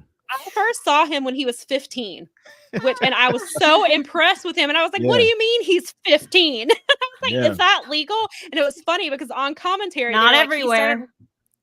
They said on commentary for his show, his match on Level Up, they were like, he started wrestling at 13 and he used to have a piece of paper. I guess they had to sign for him to allow him to wrestle. And then now they've got, Lucky Ali hopefully will be making his debut, pretty soon as well. And there's just so much with, so much great wrestling. And then, Darius has been able to pull great talent from all over the place to be part of even just the first Asé show. But then, we see the talent, which we'll be talking about shortly, the talent that's coming in for the second show. And it's incredible. And so how did you get involved with Asé? It goes back to just me and Darius forming our friendship. He's one of I have two best friends in the world. Darius is one of them. And when I started wrestling, it was a little bit later on in my life. So I was 26. So I'm kind of aging myself right now. And Darius was 18 at the time. He was a freshman at UNCG, which was my alma mater. And I remember watching this video where George South, who was his trainer, was doing the show, and the ring broke down or something. It was supposed to be at a church or whatever. And it was him versus Cedric Alexander. It was supposed to be Darius's debut match. But they still have the match without the ring, but they did it on grass. They just kind of marked off a square in grass. And he took all these power bombs and stuff on grass. And then I was like, yo, this kid did a really good job for his first match, with those bumps. And he happened to be at CWF like a couple of weeks later. And I went up to him. I was like, yo, first off, I'm a fellow Spartan, so shout outs to you. But also, I saw that video, you taking bumps on the grass. That's crazy. And so we started talking, and then we talked so long, I think his ride left him. So he was like, you mind if I get a ride back to campus? I was like, no, that's fine. It's on my way back. And we just talked. And then from there, it was like, probably since then, we've probably talked mostly every day. And that's been about 10 years ago. So incredible. Me and Darius have been friends for a really long time. Asé, the Asé story goes back to 2019. I'm sure he told you there was a first version of Asé. And there was a group of us. It was like a group effort. We were all putting money in together, and we had this chat group, and we were, doing meetings, and him and another guy who was a part of it would come up. At the time I lived in High Point, and we would go around, have meetings and with different people trying to get certain things together. And the whole plan was Juneteenth 2020. So in June of 2020, we're going to have this big show. It was under a different name, and it was going to be this great time. And then we know what happened to derail all of that with the pandemic. And during the pandemic, I have had a job change. So I moved from High Point to Durham. there's different things that happen in different people's lives. People kind of get signed. They scatter about, certain things happen. And then he just decided, like, okay, on my own with, talking to me, talking to other folks to help him out. Let me just do Asé, change the name and all that. And then here we go. So pretty much the whole time throughout, whenever he wants to run something by somebody, I'm one of the people he calls. I do commentary, but really I do so much more. I help him time the show, do a lot of the things that you don't think about as a wrestling fan. When you're going to the show, to kind of make sure that the experience is good for fans. And I put in my 2 cents as far as that. I used to be a nightclub manager, so I do understand the idea of creating a great experience for paying customers and things like that. And so he's the creative mind behind it. I throw in my 2 cents. I try to do what I can to make sure that the actual production sounds good and looks good as much as possible. It was actually his idea to put me on commentary. I was actually against it at first because I wanted to be all behind the scenes. But since he pushed me to do it, I'm so glad that I have been able to do it, because I've discovered something that I absolutely love in wrestling commentary that I didn't realize that I would like. So, but it kind of blends the two worlds. I used to be a wrestler and I'm a professional broadcaster. So now I get a chance to have it both in my life. Yeah. And that goes actually right into my next question, was how does your day job help assist you with doing commentary? And then obviously you have the wrestling background, but then, how does that, play in together?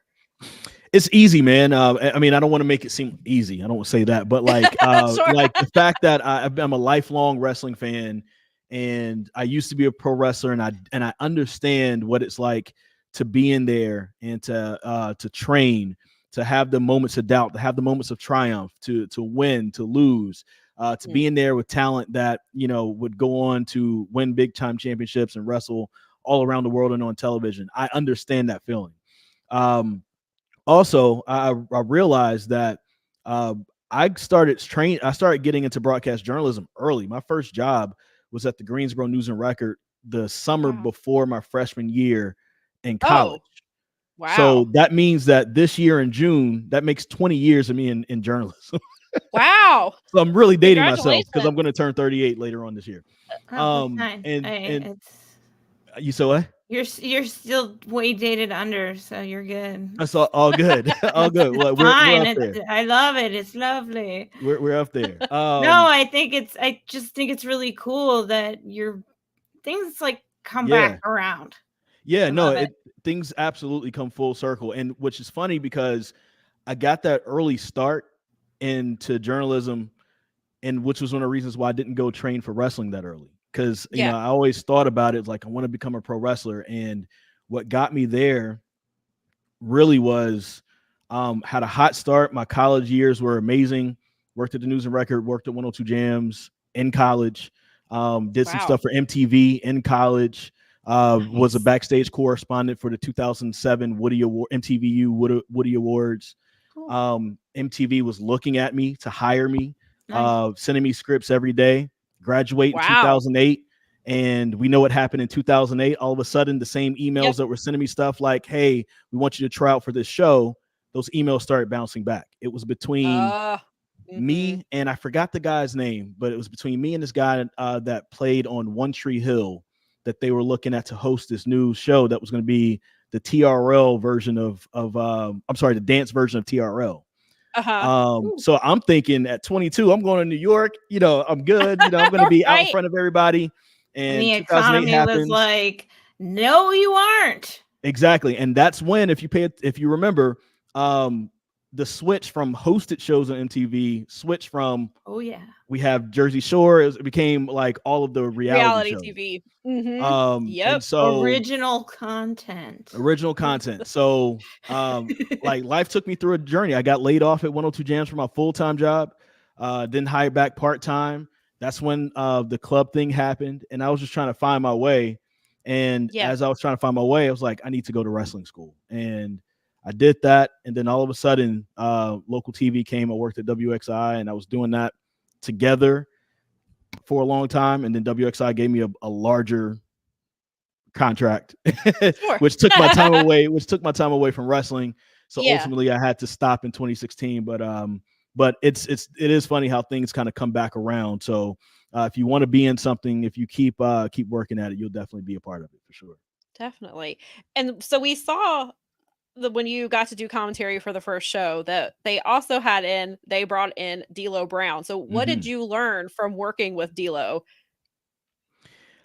First off, the little kid in me who was watching D'Lo was just like, yo, I'm really sitting next to D'Lo Brown.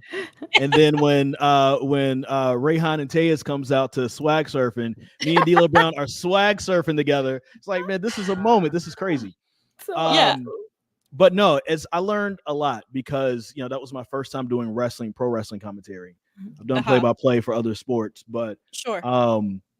It was interesting. I was questioning if I could do it, and being next to him, I realized that I could do it. It was I thought, am I approaching this the right way? And I learned I was approaching it the right way. And he just kind of taught me to be myself. Before the show, this is a little inside baseball here, a little inside information. Before the show, to prep for this show in February, Caprice Coleman came by before he had to go to his show that was like a few hours away, and to do some stuff that we don't need to talk about that, but it was just to prepare. This is a prepare for this show. And I was talking to him as well, like, since he's doing this thing on commentary, give me some tips, some inside info, what can I do? Because me and Caprice are very familiar with each other. We've had matches against each other and we've tagged with each other. And he just kind of let me know, like, hey, just be yourself, do this. The material, what to do. You've already prepared. And so it kind of eased my mind. So this time around, I feel like my mind is at ease. I have a different approach than what a lot of folks in wrestling do. I approach this the same way I approach the same basketball games or baseball games that I'm going to do for CBS Sports or something else. And I think the wrestlers appreciate that. Like, everybody that's on this card by tomorrow or Tuesday, I'm still waiting to get one scheduled. I would have already had an interview with them that nobody else would ever see, but it's where I get the right information and ways that I can get them over, because the way I look at it, it's not just their jobs to get over. It's my job to help get them over. I need to tell their story. Those are real people behind those characters who have real stories. And sometimes there are things that they can't get across from their character. Somebody else has to do it. And that's where journalists are really important. I think people have missed why journalists are important in wrestling. Over time, I think there have been things I've disagreed with on how journalists are portrayed on television to a certain extent. And they take the power out of helping other people get together, get over and tell their stories. And so I take that very seriously, because I know I used to be in there, and I know what I wish somebody would have helped me with. And that's the approach that I'm taking with Asé. Yeah, and I love that. And you can see that when you talk about, because even when Caprice and Ian are on Ring of Honor, they do such a great job of getting over the independent talent that comes in that you may not have heard of. They don't treat them as jobbers. They treat them as people. And I know it's because Caprice has been in that spot. Caprice has been that person. And so he's both he and Ian are very, very good about they make those talents deserve to, like, you understand why they're there. Why did ROH bring in this person that nobody's ever heard of before? And they tell this really good, they're really good about getting that over. And I think that's fantastic that you are doing that as well, because I hate the term jobber. I can't stand. And I think a lot of it is because I've gone to independent wrestling for so long, and I know how hard these people work on the independent level, and a lot of them have day jobs on top of this. And so that's why I cannot stand. I mean, enhancement talent's not that great of a term either, but it's better than job. But I hate that, because I'm like, these people are busting their asses just to, and they're making nothing. They're making $40. They're making maybe gas money. There's 5 people in a car taking these shows, and they're doing all, and most of the wrestlers that we see on TV have a lot of similar backgrounds, and to see that stuff. So I think it's really important to to make people understand that, hey, just because you don't know this person yet doesn't mean that they aren't great or that they haven't been doing these things and they've earned this spot to be here, even if it is a 3-minute match against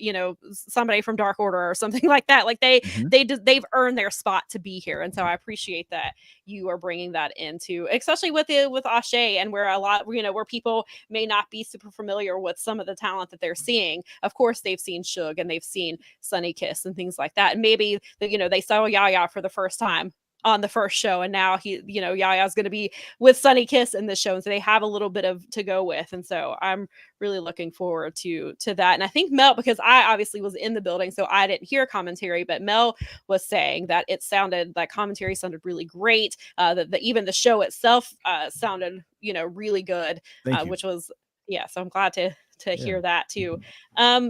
And another question that I have for you, and Mel, if you have any questions, I don't mean to I just wondered real quick because it's one of my favorite broadcasters for wrestling is Kevin Kelly, and you said a lot of things that he said in an interview a couple years back that I listened to on the Observer Network about talking about like preparation and making sure that you, like you said, you interview them and you know them individually and you pay attention to their individual characteristics, and that was something that he did, and about putting over the match for people, and also like the storytelling, and also like even making your the person you're with on commentary, getting them over and speaking to their skills. And I mean, so sort of it's a very collaborative thing, but I always prefer and I enjoy, because I don't know the promotion at all, and obviously it was a brand new thing, so you guys had to like describe all this stuff to some people that knew a lot of these wrestlers. A lot of the people in the building are certainly locals that knew all you guys, but I have no idea other than what Sam told me. And I was seeing Yaya for the first time, and it was awesome. And it felt like a real, like, I don't want to say that like that, but it didn't feel like a first show. It felt it felt good. It felt polished. I was so happy when I was done, especially after talking to Darius and Suge a little bit about like how the thing came together. And I'm glad that there's a streaming option because it's such a great concept. Yeah. So, I mean, it was more of a comment and an appreciation factor, but I thought you guys did an incredible job. I would not have known that you were brand new at it. How about that? That's it's a pro wrestling commentary, but like that's definitely one of those situations where you lean on your years of experience doing other things, and then you also like, but I reached out to, like I said, people ahead of time, and I was told by, and I won't say who said this to me, I was told by a couple of people who who were on the show, that you didn't need Asé to know who they were.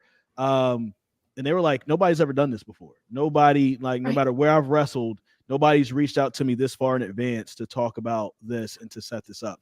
That's and awesome. that part makes me proud, because it should. Like, I just wanted to make sure that with this particular show, I wanted to go into it as if you didn't know anybody on this. And I think we also, as wrestling fans, we can become, I guess, cynical in a way that, like, it becomes a competition of what we know about people, that sometimes you talk about things at such a high level that you forget the baseline things. And I would love to bring in like the baseline things that we don't know about a person, and just kind of show like who they are. What are their motivations behind being here? Why are they here all together in Charlotte at this time to do this? And I can't wait for this next show next week, because getting to know some of these newer talents that I haven't had a chance to see in person, and seeing their stories, like, I'm going to have so much fun talking about, like, after we're done with this, I'm going to, start my notes process, listening back to some of the interviews that I had and all of that. There are some unbelievable stories that are coming into Asé just on a personal level. There's one person, and you'll hear it on Saturday, so I won't spoil who it is, who literally almost lost their life. And that experience ruined everything they had going on at that time in their life. And their life they were on top of the world in what they were doing. I won't spoil that. And that's what led them to pro wrestling. And now they are here. Awesome. And I was just shocked because when I was doing my research about this person and trying to look at all the different matches that they've had or whatever, this never came up at all. And that's where I look at it as a journalist. It's like, this is where I fit in the world of pro wrestling, where people have kind of taken for granted what your role is and what it should be. You know, there's a lot of value in entertainment. There's a lot of value in going back and forth and trying to, have these great one-liners against each other and all that type of thing. There's also a lot of value at looking at things from the ground level and explaining who somebody is. So that way, when you see that person, it's like, wow, they went through that and they're doing that. It helps them and it makes you listen to them a little bit more and hear their story, and pay attention to what they're doing. So I can't wait for next week, because like, for as good as I felt like the first show was, I felt like the second show will be that much better. And a lot of it is just because of the people who will be there. And then also having Kazim next to me, it'll be amazing. So what is that like? Having a different partner this time, does that change your preparation? And this will be your first time working with Kazim, correct? Be my first time working with them. We have talked a couple of times so far. We're actually going to talk again tonight. And I'm going to share with him all the stuff that I have. And the things that I've been able to kind of learn about people. And I like it because Kazim, for those who don't know who he is, Famuyide, I think is how you say his last name. Kazim Famuyide. I think I'm saying it the right way. Former writer for WWE. He currently does, I think he's one of the hosts for This Is Awesome for WWE. And then he does the podcast for The Ringer about pro wrestling. He also does stuff for the SNY network for the New York Knicks. So nice. Like he's the guy and the brains behind Wale Mania every year at WrestleMania. That's what I was just about to say. I was like, he's involved with Wale, right? Or he's the brains behind it. So yeah. So like, this is a guy who's like, he's on top of the world and he knows his stuff. And he's also a broadcaster. A lot of in new media, doing stuff on, YouTube and podcasting and, and different things like that. He's on Peacock with WWE and things like that. So he's going to be able to come at it from a different perspective than what D'Lo has. And I love that too. And I was so glad that this was able to work out for this. D'Lo had a scheduling conflict, which is why he wasn't there. But it was funny because it's like divine intervention, how all these things happen. The day we found out D'Lo couldn't make it for this show in February was the same day that Kazim tweeted out, I would love to do wrestling commentary in 2024. And Darius and I were talking. He was like, wait a minute, did you see this? And then he tells me to go to the page. I didn't see that. I think that would be a good idea. You think he'll do it? He's like, I don't know. I'll ask him. I'll let you know. And then a couple hours later, we got him. So cool. Divine intervention. So that's the way it happens. That's even better. That's the best way to go. Oh, that's gonna be so I love it fun. when things like, it's so much better. I was saying this morning to some friends. It's so much better when things just kind of naturally evolve. Like, yeah. And there's so much positive energy around what you guys are producing that I think people want to be part of it. It's all about love, honestly. And we need this in wrestling now more than ever. Jeez. I think that I don't want to name names, but I think whenever a lot of wrestling companies, when they start, they come at it from this perspective of, I've been wronged, and so I need to show the man that I'm right. And so you automatically have this animosity. And to be real, that's what the first version of Asé would have been. And it would have been that. And the former name, and I'll let Darius tell that story at some point whenever he wants to. The former name actually showed that animosity. And I was for it at the time. And then the pandemic happened. I think other things happen in life. And we start seeing it. We get older. I'm older now. And I think we see it from a different perspective when we understand that might work at the beginning. But after you've established yourself as your own company, what do you have to stand on after I'm going to stick it to the man, because the man honestly doesn't care that you're there. And we're talking about WWE at this point. They don't care that you're there. So what do you do after that? And I think too many companies kind of lean on the fact that they're trying to stick it to them, that they forget to be their own thing. And so their stick always becomes, you know, I'm always going to like make these references, these negative references towards them. Nope. This is all coming from love. This person that's here, former WWE champion, we're going to celebrate that, because we're here and we're a celebration of pro wrestling, and we're going to celebrate everything and give you a new presentation that you may not have seen other places. Yeah. And so what does it mean to have like, so if the first show, if you were there or watched it, they played a video of Mark Henry, and he was just being, you know, loved the idea of Asé and was just very supportive. So what is it like having the support of somebody like Mark Henry, and especially in the early days of this, because this is only the second show, and the first show had so much love and so much buzz around it, and then that's carried over into the second show. So what was it like having that right off the bat, having the support of someone like Mark Henry? It's been great, and there are others too who are in support of it, and at some point you'll see other people involved as well. It's been great. It's a lot of it too is Darius, and this is where I can give him his flowers in a way that like he may not want to talk about himself in this way, but Darius is very well thought of in wrestling locker rooms, because he's honest, he's fair, he's not going to cheat you, you know. And when you're in pro wrestling, you come across characters that aren't always the best, right? There are people on TV who are, you may love them and love their character, but in real life, they're hard to deal with. That is not Darius Lockhart.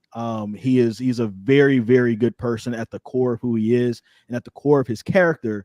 That's what it's all about. It's all about people uniting. Let's come together. We're going to have this struggle in pro wrestling, right? We're going to naturally fight against each other, but we want to make sure that whether you are white, black, whether you're gay, straight, trans, whatever you are, whoever you are, wherever you come from, you're treated as a person, and that you're looked at as equal to everybody else. And that is the main thing, and that's the main message that we want to come across. And so I think people see that and feel that. And Darius, he had a few times where he, you know, wrestled for AEW, and he was also backstage a bunch of times for different things. So he, you know, had met Mark Henry before. So people made calls when they found out about things. And I remember I was at work and he called me, and I was like, yo, I'm at work. What's going on?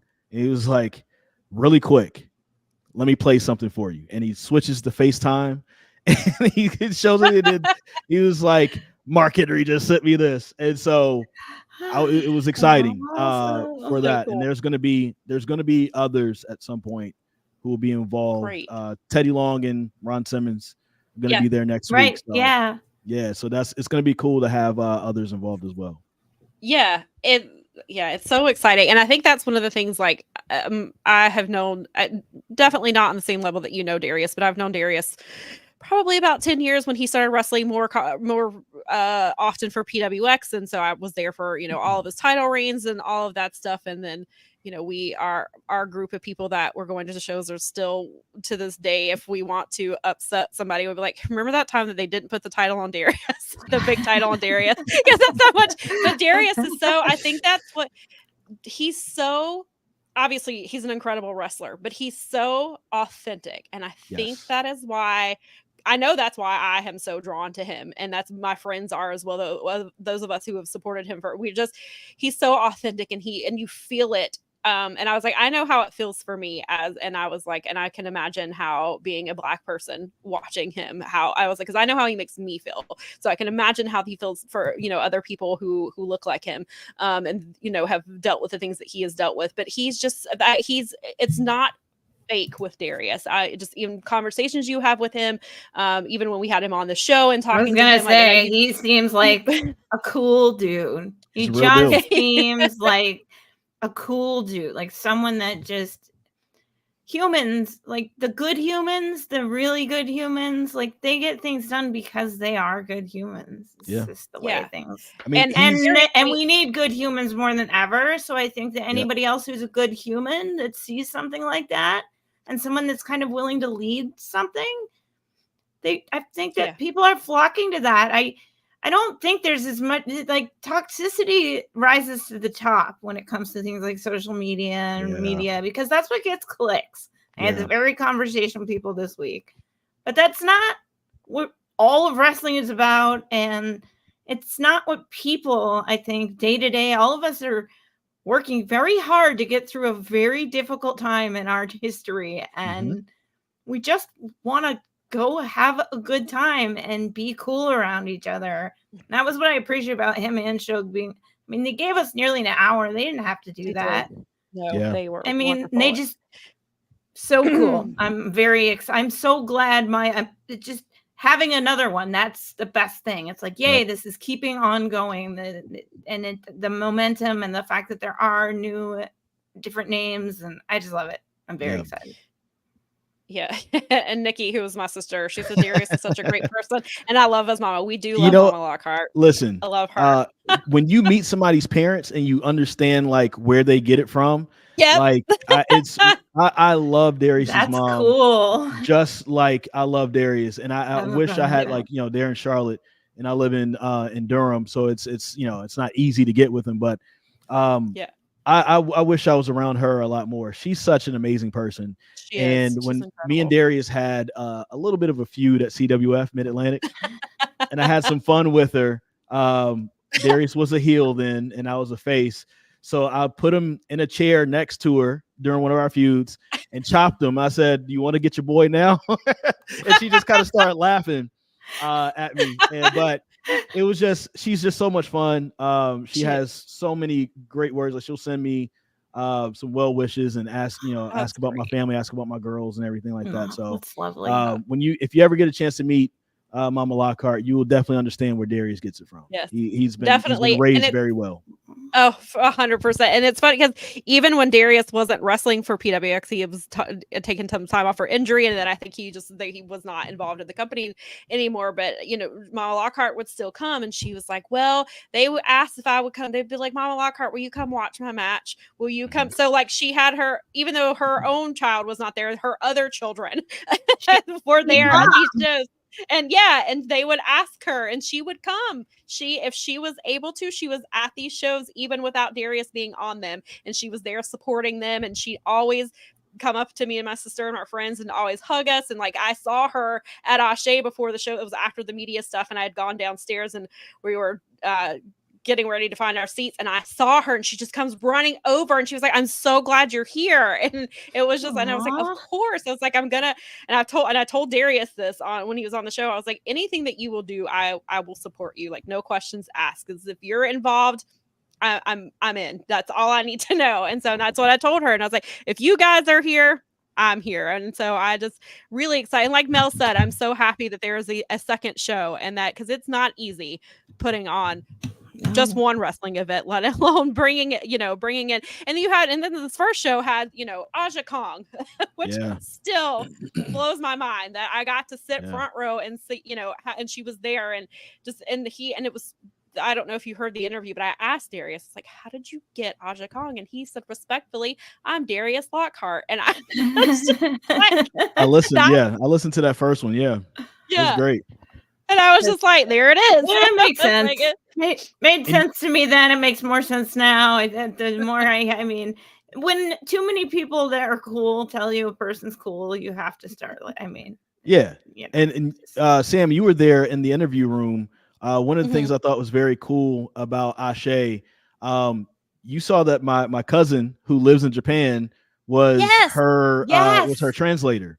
That's cool. And so the crazy part about that is, so my cousin who's she's from Charlotte, her mom and dad live there. They went to Japan. I remember this when I was little. They went to Japan to do some missionary work and came back with 2 kids that spoke Japanese, right? And I just thought it was kind of always cool. And I would tell people I have Japanese cousins, and they were thinking like, they, as far as a look, I'm like, no, they're black. Right. These are black people, and their first language was Japanese. 10 years ago, she had no concept of what wrestling was. She didn't watch wrestling in Japan, so she wasn't, privy to it. They came back to the States to live during her last 6 years, I think when she was 12. So she ended up graduating high school here. And she saw me at CWF Mid-Atlantic, and it scared the crap out of her. Like she knew she was coming to see her cousin, and he was doing something, and then all of a sudden she sees the bump, she sees the flying and everything like that. Scared the crap out of her. Saw her like another time before she went back to Japan. Goes to Japan. She's grown up doing her own thing. She's I think 23 right now, and it just so happened she was going to be in town, and I was like, Darius put out on social media, like, hey, does anybody in Charlotte know of a? He didn't even ask me first. He was like, does anybody know anybody who in Charlotte who can speak Japanese? I called him. I was like, yo, my cousin from Japan will happen to be there, so I'll ask her. And then her and Aja, they start talking. They got together like a few days before. Apparently in Tokyo, they live a train stop away from each other. Oh, I believe this city of 20 million people that they could be so far. They were a train stop away from it. So now they're friends. So that's awesome. Crazy. And her and Kevin Knight are now friends now because he's, back and he's forth. over there. Yeah. Yeah. So that's really cool. It was really cool to kind of have all that family connection and dynamic at first. Yeah. And it shows you sometimes that, the world is so big and the wrestling world is so big, but then also it's so small. It's so small right now. It's so tiny. Very small. So yeah. Love that. That makes me so happy. Yeah. And Nikki was saying that that was once she was going to say the same thing. Crap.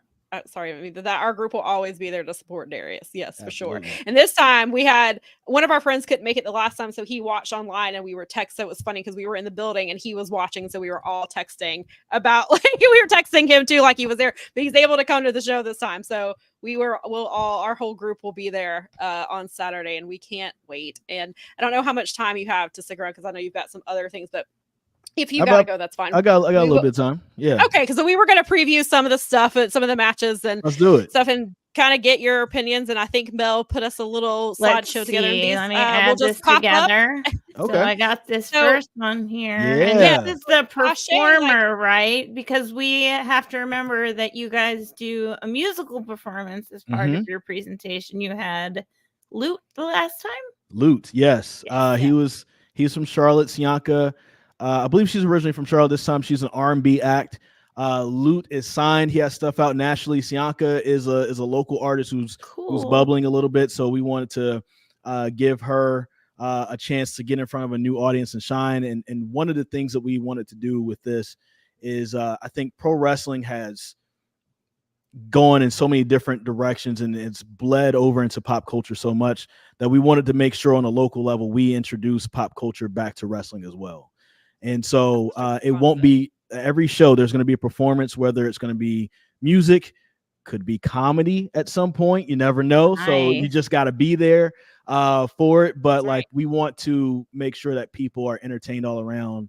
And one of the things that Lute said to us after the show, which, by the way, he might be there as a fan next week as well. Because Lute said, I've never been as entertained as I was during this entire show. Thank you guys. He thanked us. That's awesome. For having him there. And him and Darius are now friends and everything. And so I'm glad that was able to happen. And so hopefully Sianka has that same situation. She enjoys it. She might join us on commentary, so we'll see. But yes, Sianka will be there and she'll get us kicked off next week.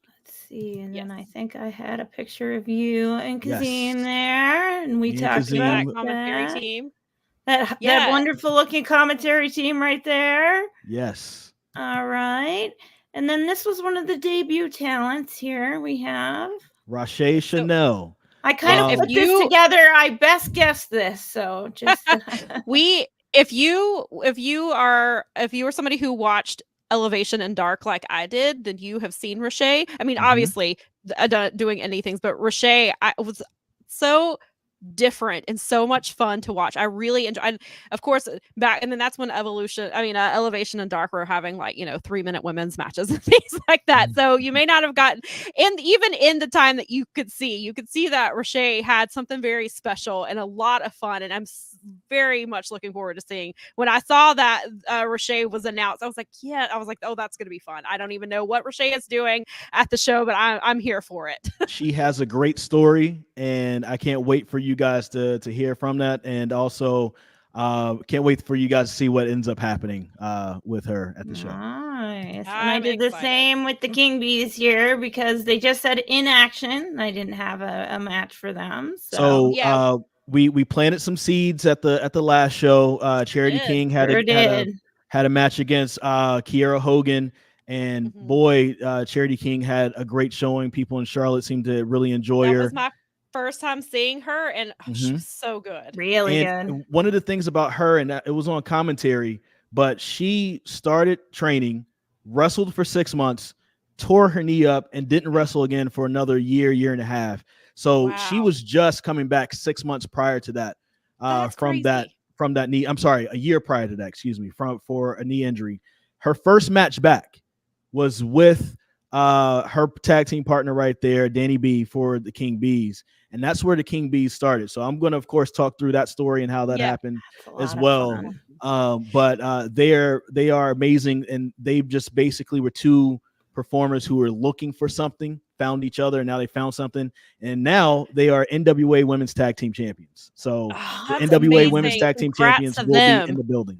That's amazing. Really and if you have not seen, I have because I retweet stuff from my page, but also Powerbombshells. I almost positive I retweeted, and I'll tweet it again this week. They had a really great promo that they cut that was released last week that kind of tells their story and a little bit about both of them. And it was really the production on these promos from Asé have been incredible. The production is great on this stuff. And I can't, and Charity, then if you saw the first show that that Faye Jackson had some words for Charity, probably some words of wisdom, maybe we'll see whatever those words were come back on Saturday, and maybe we'll see it in action. But that's something definitely, there's some stuff to keep an eye on. So if you watch the first one, just keep that in mind on Saturday. Yes. Absolutely. All right, here we go. Let's move this on. It's a little small, but this is Ron Simmons and Titty Long versus no, they're gonna be on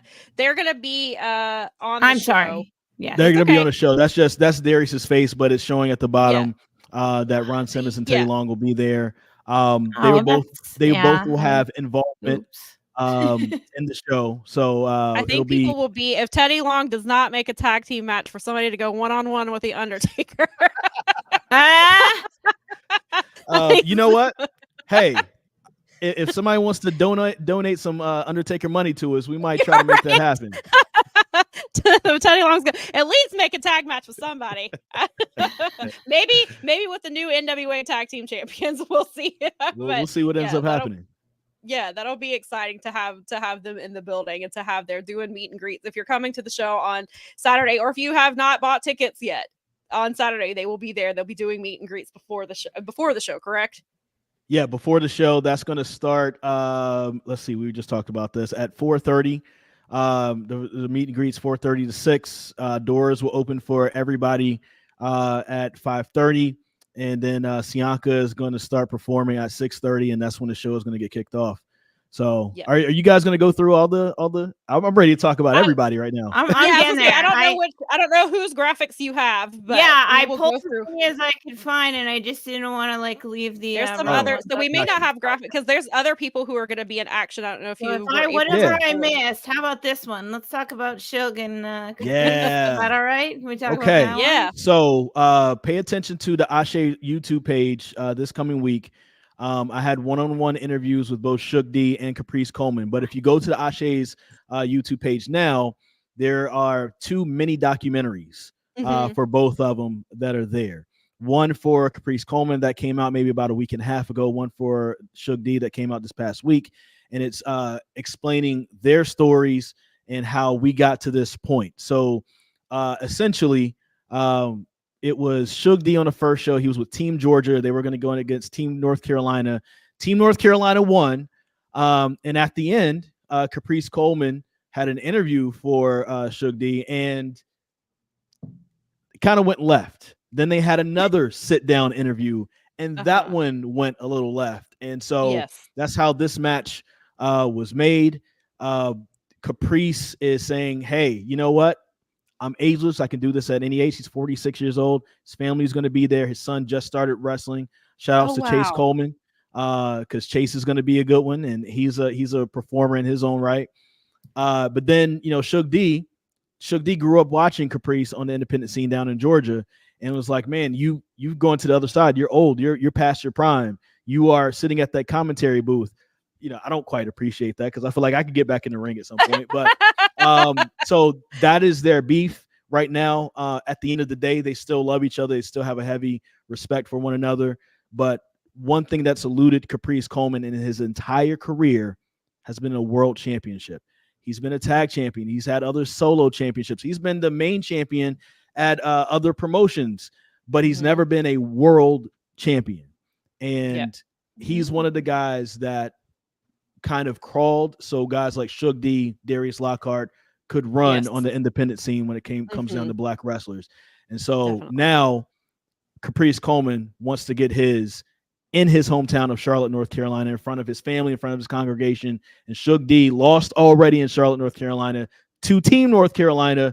He doesn't want that to happen again. So we'll see what happens next week. Yeah, that's going to be a great one.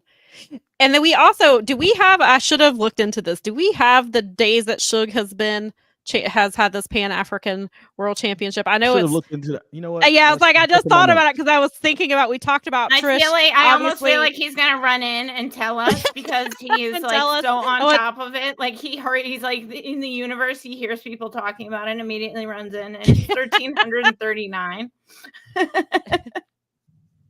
I'm gonna figure that out. Pan-African World.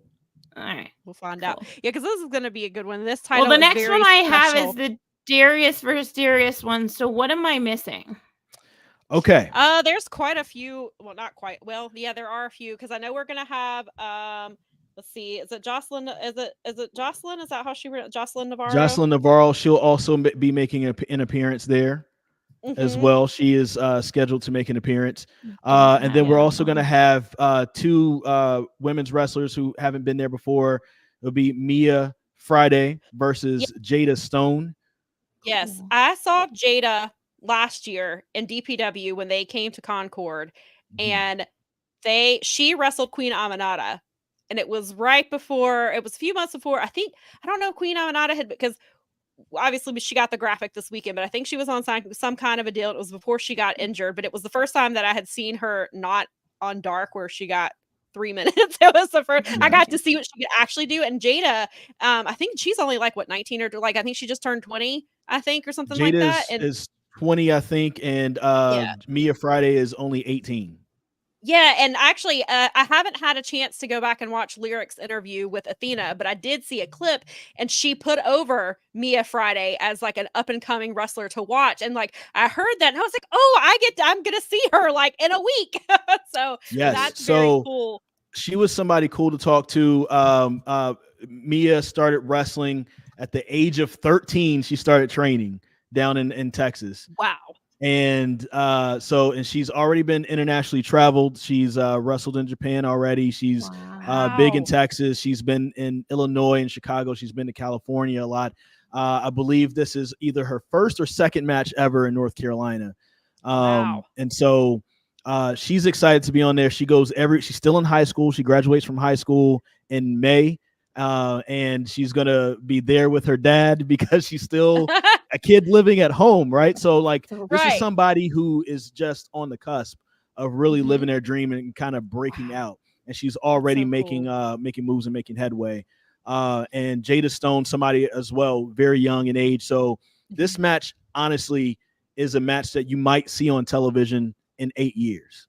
For sure. And at a larger promotion with more money and more at stake. But, at some point you can look back and say, man, I saw them in Charlotte for Asé in 2024.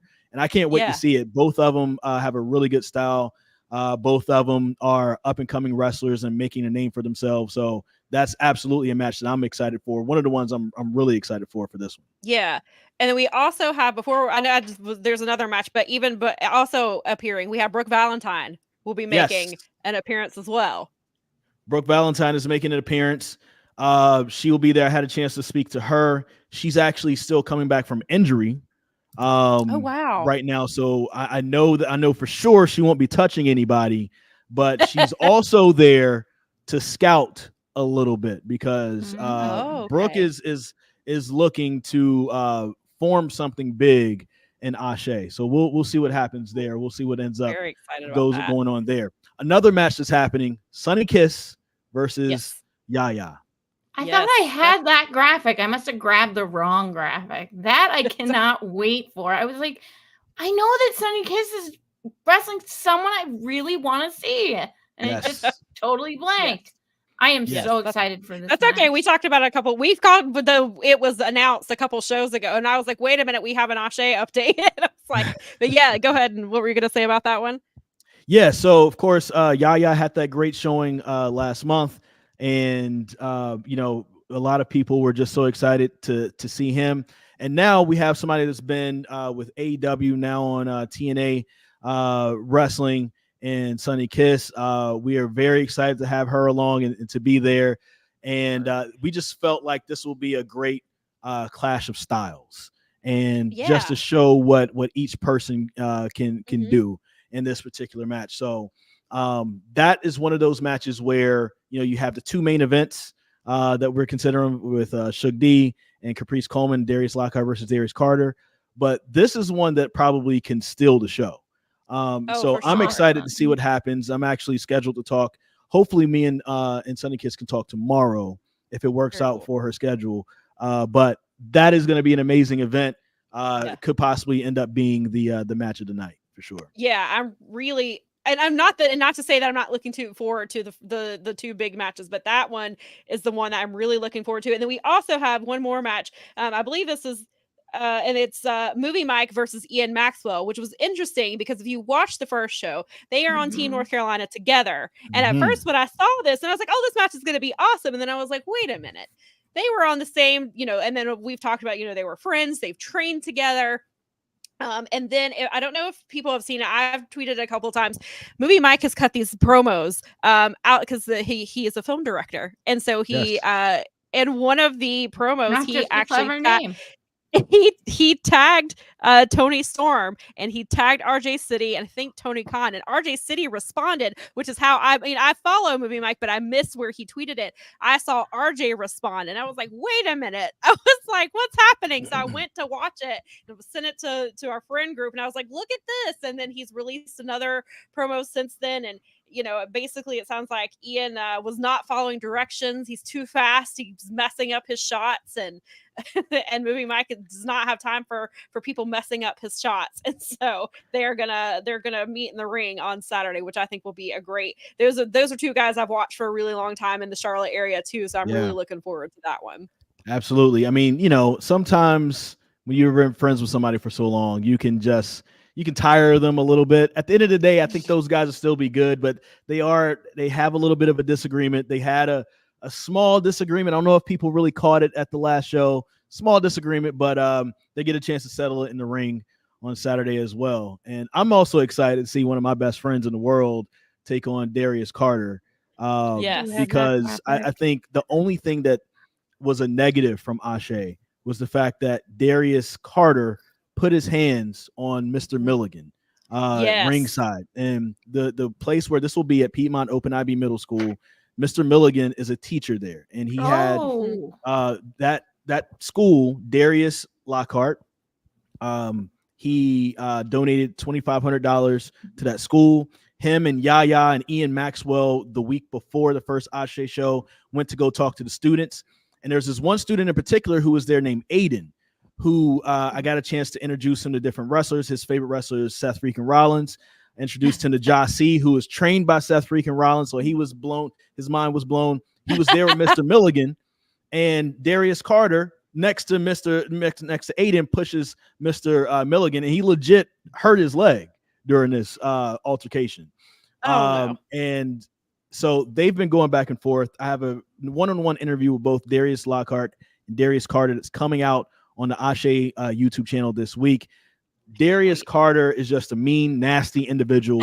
He felt like because there aren't people who are real pro wrestlers, what are they doing in the ring? And that was his main beef. And he also says that Darius Lockhart dropped the ball. He had the world in his hand 2 years ago. And when Darius Lockhart finally steps in the ring, it will be 695 days between that match and his very last match. And so he's going to be at a disadvantage against Darius Carter, who's been on top of the world, who beat Jonathan Gresham at the last show.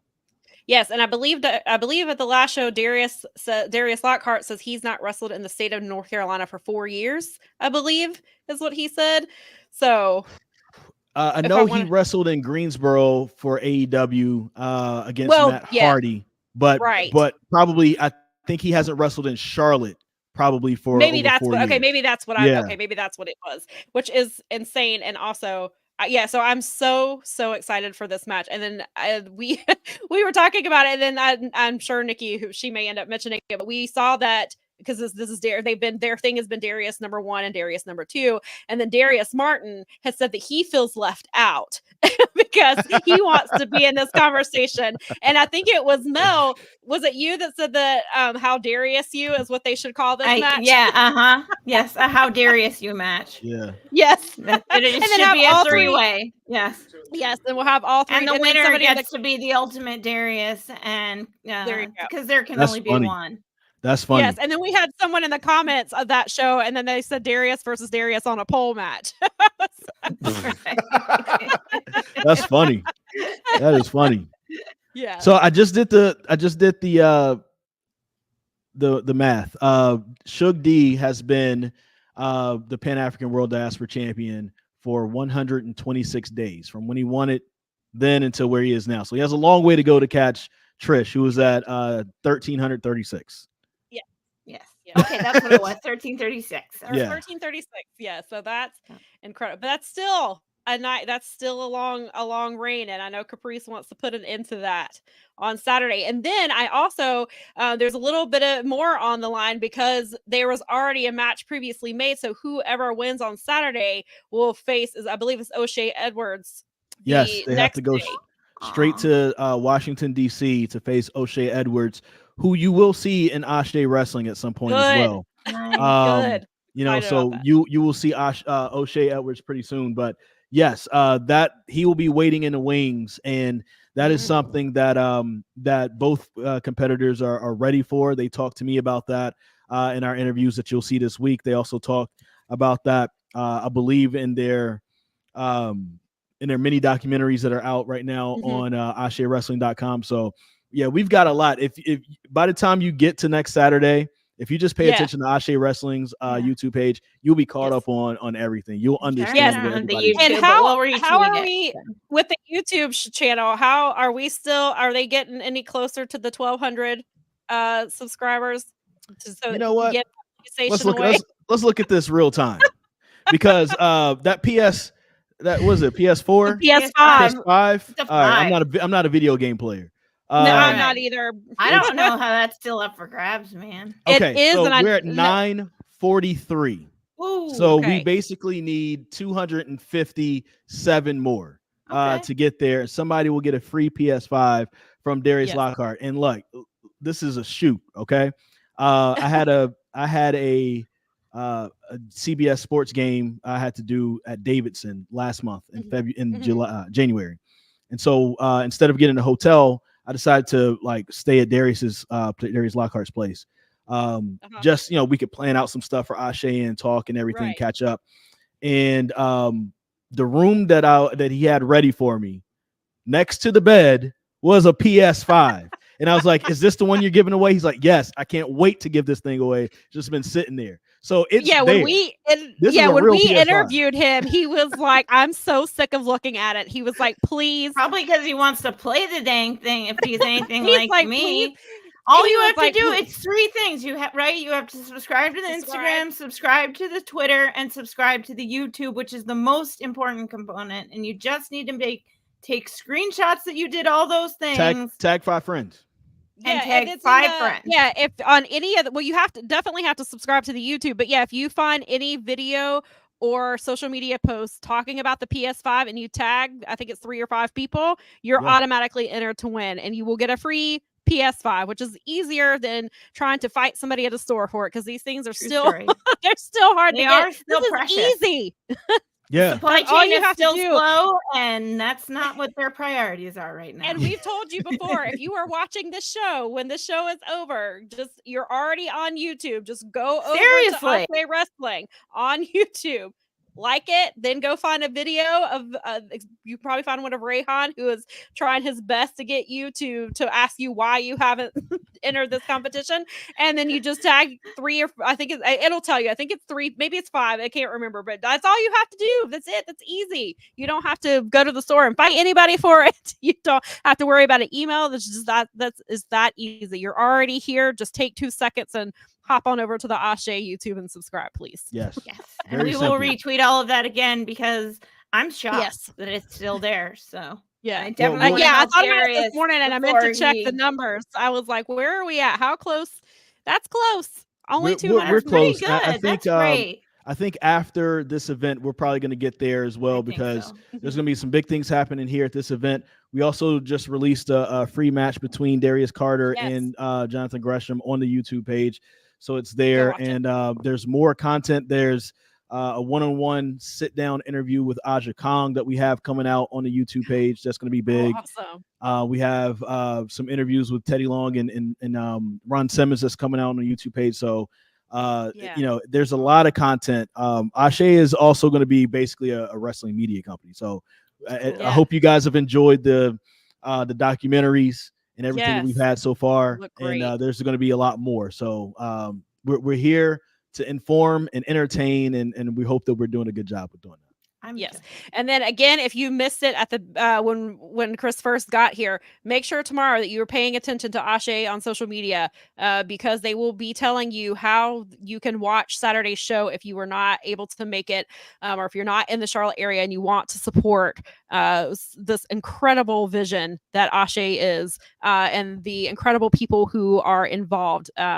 Please make sure you pay attention to that, and we'll tweet it out on our, we'll make sure we retweet it and post it as well. So make sure, but definitely just go ahead and follow Asé Wrestling. Reasonable. It's like, I think what the last one was like 15, even if it went on to like 17, it's still like so reasonable for what you're getting out of this situation. Like, I just felt like, I mean, I got it on the Black Friday sale, so I even was like, this is criminal that they just gave me this basically. But it is. I mean, it's a great show, and I mean, I've paid way more for shows that I haven't had as much fun with, or I've had, it's good. It wasn't $60 good, but this is like a bargain. You're getting, I mean, it's really reasonable, and you're getting a great wrestling show. And because you guys in the crowd are behind the product, it really came off it was a lot of fun to watch the first one. It's fun being in that crowd, cool. especially.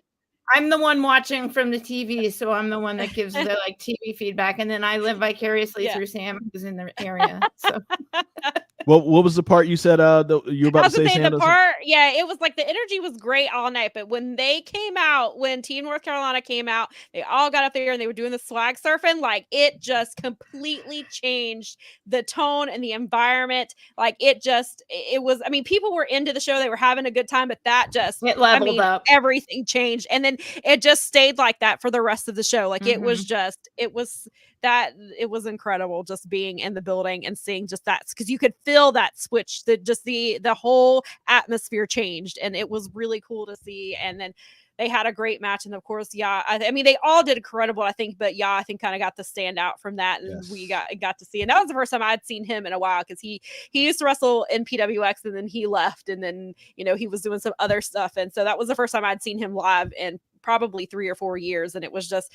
I was just so, I mean, just as impressed as I was the first time I saw him. It's incredible. And everybody, good. So I was going to ask if you went to PWX events in like 2013, 14, 15-ish. I did. Like, we started, so my sister and I started going, I believe, in 2011, and then we weren't for a while we weren't traveling to other places, like when they were going to like Raleigh and things like, because like we missed, my sister and I still kick ourselves, like we missed the Kevin Steen match because we weren't trying. I think he wrestled, I think they did AJ Styles and we missed that, so we were like, we weren't traveling with them then, but going to the shows is what I mean. But yes, so I was going to say, if you did, I mean, I was at some of those shows when I was wrestling.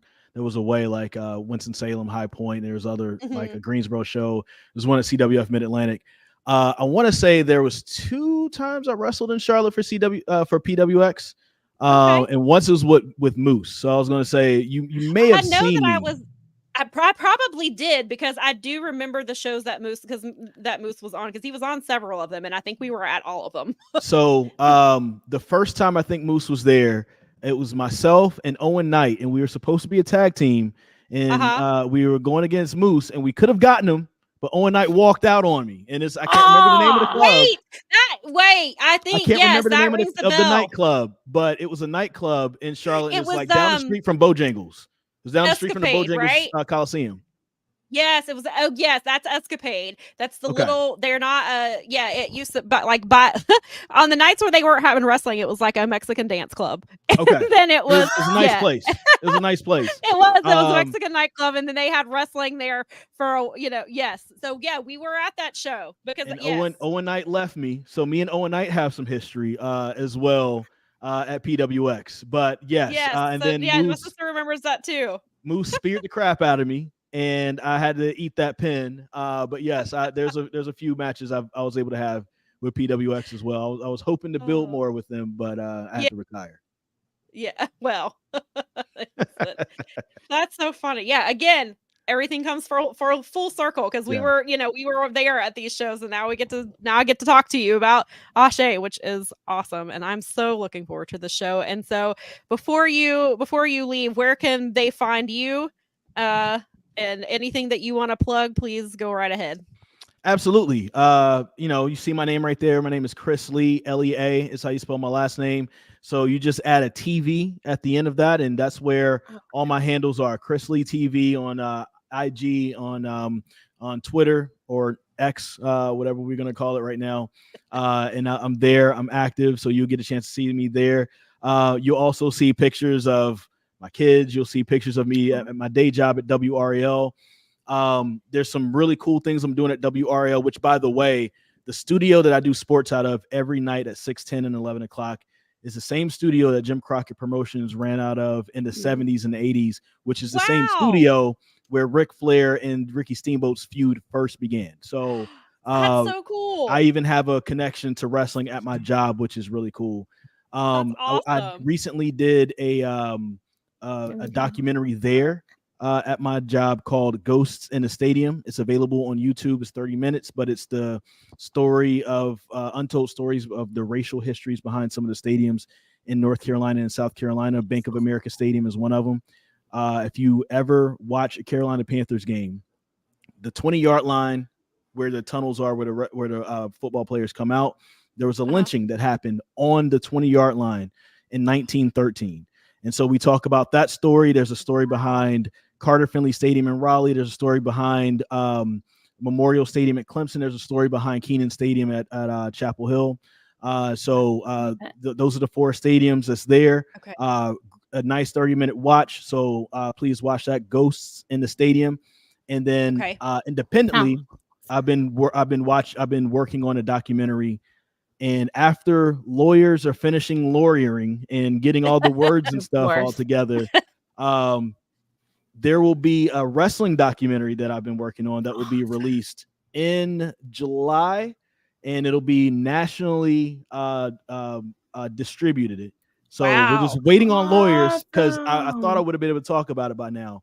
But once lawyers are finishing doing their thing, we'll put pen to paper, and we could be able to talk about it, and you'll see where you can see that. So at some point, if you want me to come back, I can come back. Yes, I was just about to say, I want you to please come back and talk about it. We definitely do. We'll watch it. We can talk about it, whatever you want to do. And what I'll do too, it's called When Giants Walked Here. It's the history of pro wrestling at Dorton Arena in Raleigh. And there's some important things that happened there that has some, just important for the future of pro wrestling from the 80s. And there's a nice look back. Hurricane Shane Helms is in it. Bobby Fulton is in it. Earl Hebner is in it. George South is in it. We were able to get David Crockett. He's in it as well. So cool. And so it's going to be an hour-long feature. When Giants walked here. When we do put pen to paper, what I'll do before I can come on with you guys, I'll send you guys a sneak peek. So Please you can watch it so that you're familiar with it, so we can talk about a few things. Yeah, I would love that. This is so my it's like I love the more history I can learn that they don't teach that they need to teach, the better. Yeah. I keep telling, I'm a real journalist, so this is my thing. No, I love that stuff. I'm a real history and buff, so I love watching, and that's all my jam. Sam knows I'm big into that stuff, so it's great. I can't wait. Awesome. And I really want to check out that Ghosts in the Stadium. Sounds incredible. Yeah, especially I'm into that. Yeah, because I've vaguely heard something about Bank of America Stadium a couple of months ago, but I didn't see a whole lot of the details. So I really want to check that out. So we will, and we'll make sure. I'll send you a link, and I'll send you a link to Ghost in the Stadium. And what I can do is, I think I might have a quick trailer I can send you of when Giants walk. That'd be great. If I do, I'll send you a trailer as well. That'd be great. So we can post that on our socials for you. Well, if we're allowed to. Trailer's not allowed to be out yet. Not the trailer, but it'll be for trailer. The stuff the other stuff. The Ghost in the Stadium can be out there.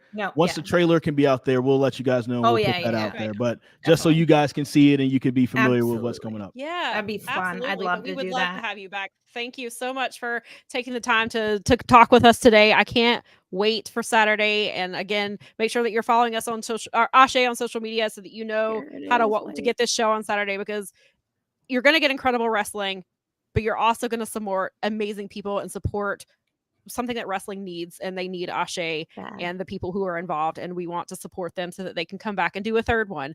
And so make sure that you are paying attention to that. And thank you, Chris, for the time, and thank you so much for coming. And I look forward to seeing you on Saturday. Absolutely. Can't wait to see you. Make sure you have a big hug ready for me. And I hope you guys are out there. If you're there, have a big hug ready for me. I give out hugs for free. You don't have to pay anything for it. Well, I'm ready. Whoa. All right. The best deal in wrestling right now. It's a steal. Okay. It's a steal. It is a steal. Right, have a good one. Thank you so much, Chris. All right. Thank you. I'm sorry. All righty. Oh, that was great. That was awesome. That was awesome. Yeah, and Nikki mentioned real quick that we also saw Kiera when she was the ring announcer, and we'd forgotten about that. Yeah, so Kiera Hogan, when we were talking at the media, because I was part of the media scrum for Asé for their first show, and Kiera was there, and we were talking about her. She had mentioned PWX, and so we were talking afterwards, and I was like, "Wait, when were you involved?" And she was like, "I used to be the ring announcer," and I was like, "Wait a minute. This is starting to ring some bells here." And Nikki was like, because Nikki was with me, and she was like, "Oh my God, I remember." So it's so funny that, again, how small wrestling is in some cases. And so it loops around and around and around. It does loop around. And so before we get out of here, I know that thank you guys for being patient with us and sticking with us. I do want to say, especially because she is in our picture, and I did briefly mention it, that Queen Aminata got a graphic Finally, on Friday after her incredible match against Anna Jay. That was her first solo win on AEW television, first singles win rather.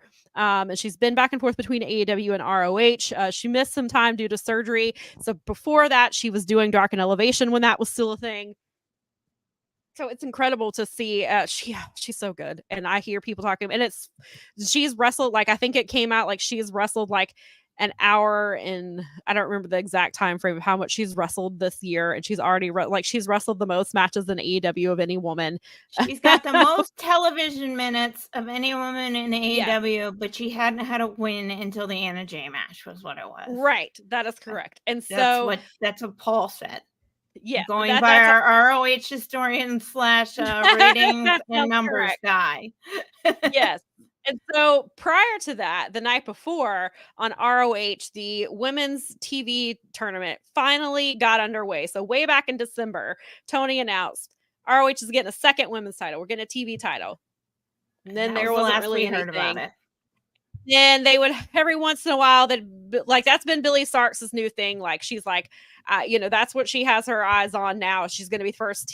She's going to be the first TV champion. And then of course, there's Rachel Ellering has said the same thing. A few other women have talked about it. They've been doing these 4-corner survival of the fittest. Or 4-corner survival matches, I believe is what they're called. I've not combined 2 different matches, 4-corner survival matches. And they have been great and have had incredible women. And then they get 4 minutes and then they do the men's version and the men get twice that's happened. I was in the building for the ROH tapings when it first happened, and the women got, I think, just over 4 minutes, and then the men came out and they got like 8, and then it happened again later. They got 3.5 minutes, and then the men got like 7. So it's been a kind of an interesting build to the tournament, which is interesting because we've called, I saw somebody call him Tournament Tony, and that's now what I refer to him as. He loves his tournaments. This one, it's a little bit of a head scratcher. Yes, exactly. Nikki said they get a minute per woman. TF. Yeah, exactly. They do get. Yeah, it's weird. Weird how that happens. I mean, that sort of shakes out in the numbers game, right? Yeah, I guess so. Yeah, sure. So we. So we got a 16-woman tournament. To 1 minute each, which divided. No, I'm sorry, kidding. Right. Steiner math. So right.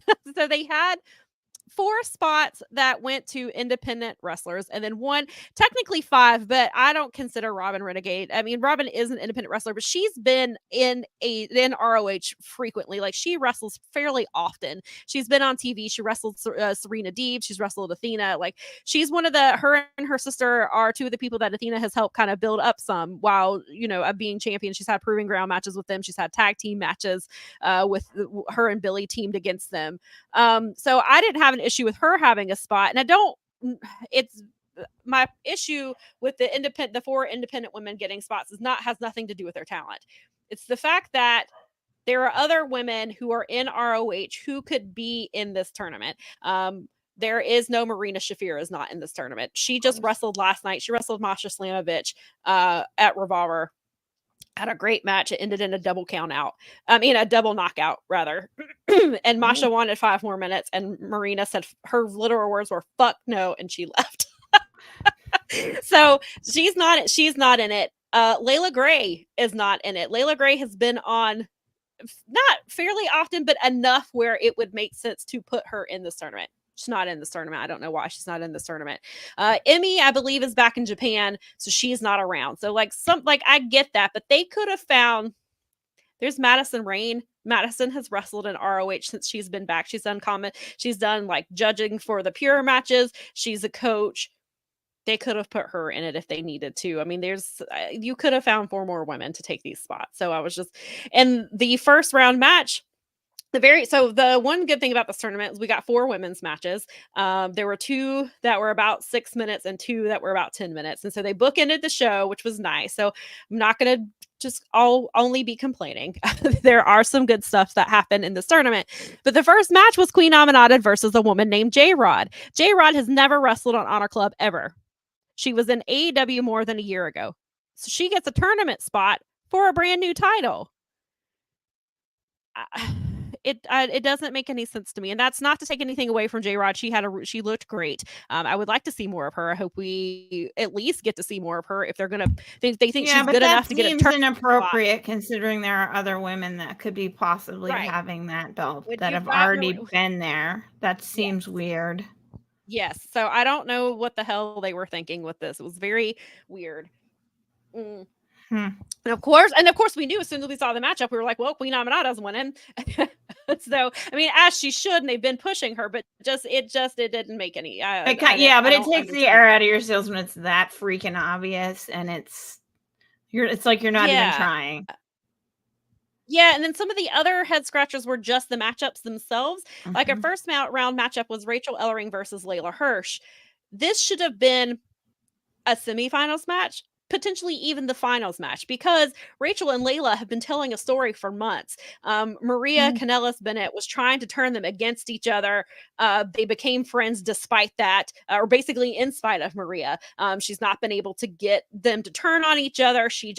Her efforts fail every time. They get mad at her when she tries to get involved. They've become really good friends. They're very supportive of one another. They come out for each other's matches. They've tagged together. So this match is this is a story that they could tell, but it should not have been a first round match. I don't understand the timing behind that. So in this match, Raychell Ellering got hurt. She had to have it appeared. So they paused the match long enough for Doc Samson to come look at her. And then he either popped her arm or her elbow back into place. Because you could see he was pulling on it, and then you see a pop, and you see Raychell and so Layla's like, I don't want to, I'm not wrestling you hurt. And she's like, Rachel's like, please just fight me. So Layla didn't want to. So Raychell slapped her in the face. And so Layla's like, don't do this. And so they're going back and forth, and they're nearly pinning each other back. It goes on for a few minutes. And then Layla ends up getting the win. And I believe I said, and I may have said Layla Gray this time, and I meant Layla Hirsch, because Layla Gray and Layla Hirsch are both in ROH. So let me correct that if I did say that. Layla Hirsch is who wrestled Raychell Ellering, and they are the two that have been friends and telling the story. So if I said the wrong name, let me correct myself there. But Layla did get the win. They talked afterwards, and Raychell was like, well, we knew that this is how it was going to go. We both couldn't win this tournament. It was only going to be one of us who got to move forward. So it was a good story. They just could have, I don't know why it was a first round story. It was just weird. Then we had the third match, also should have been a match that could have happened later. We had Trish Adora versus Mercedes Martinez.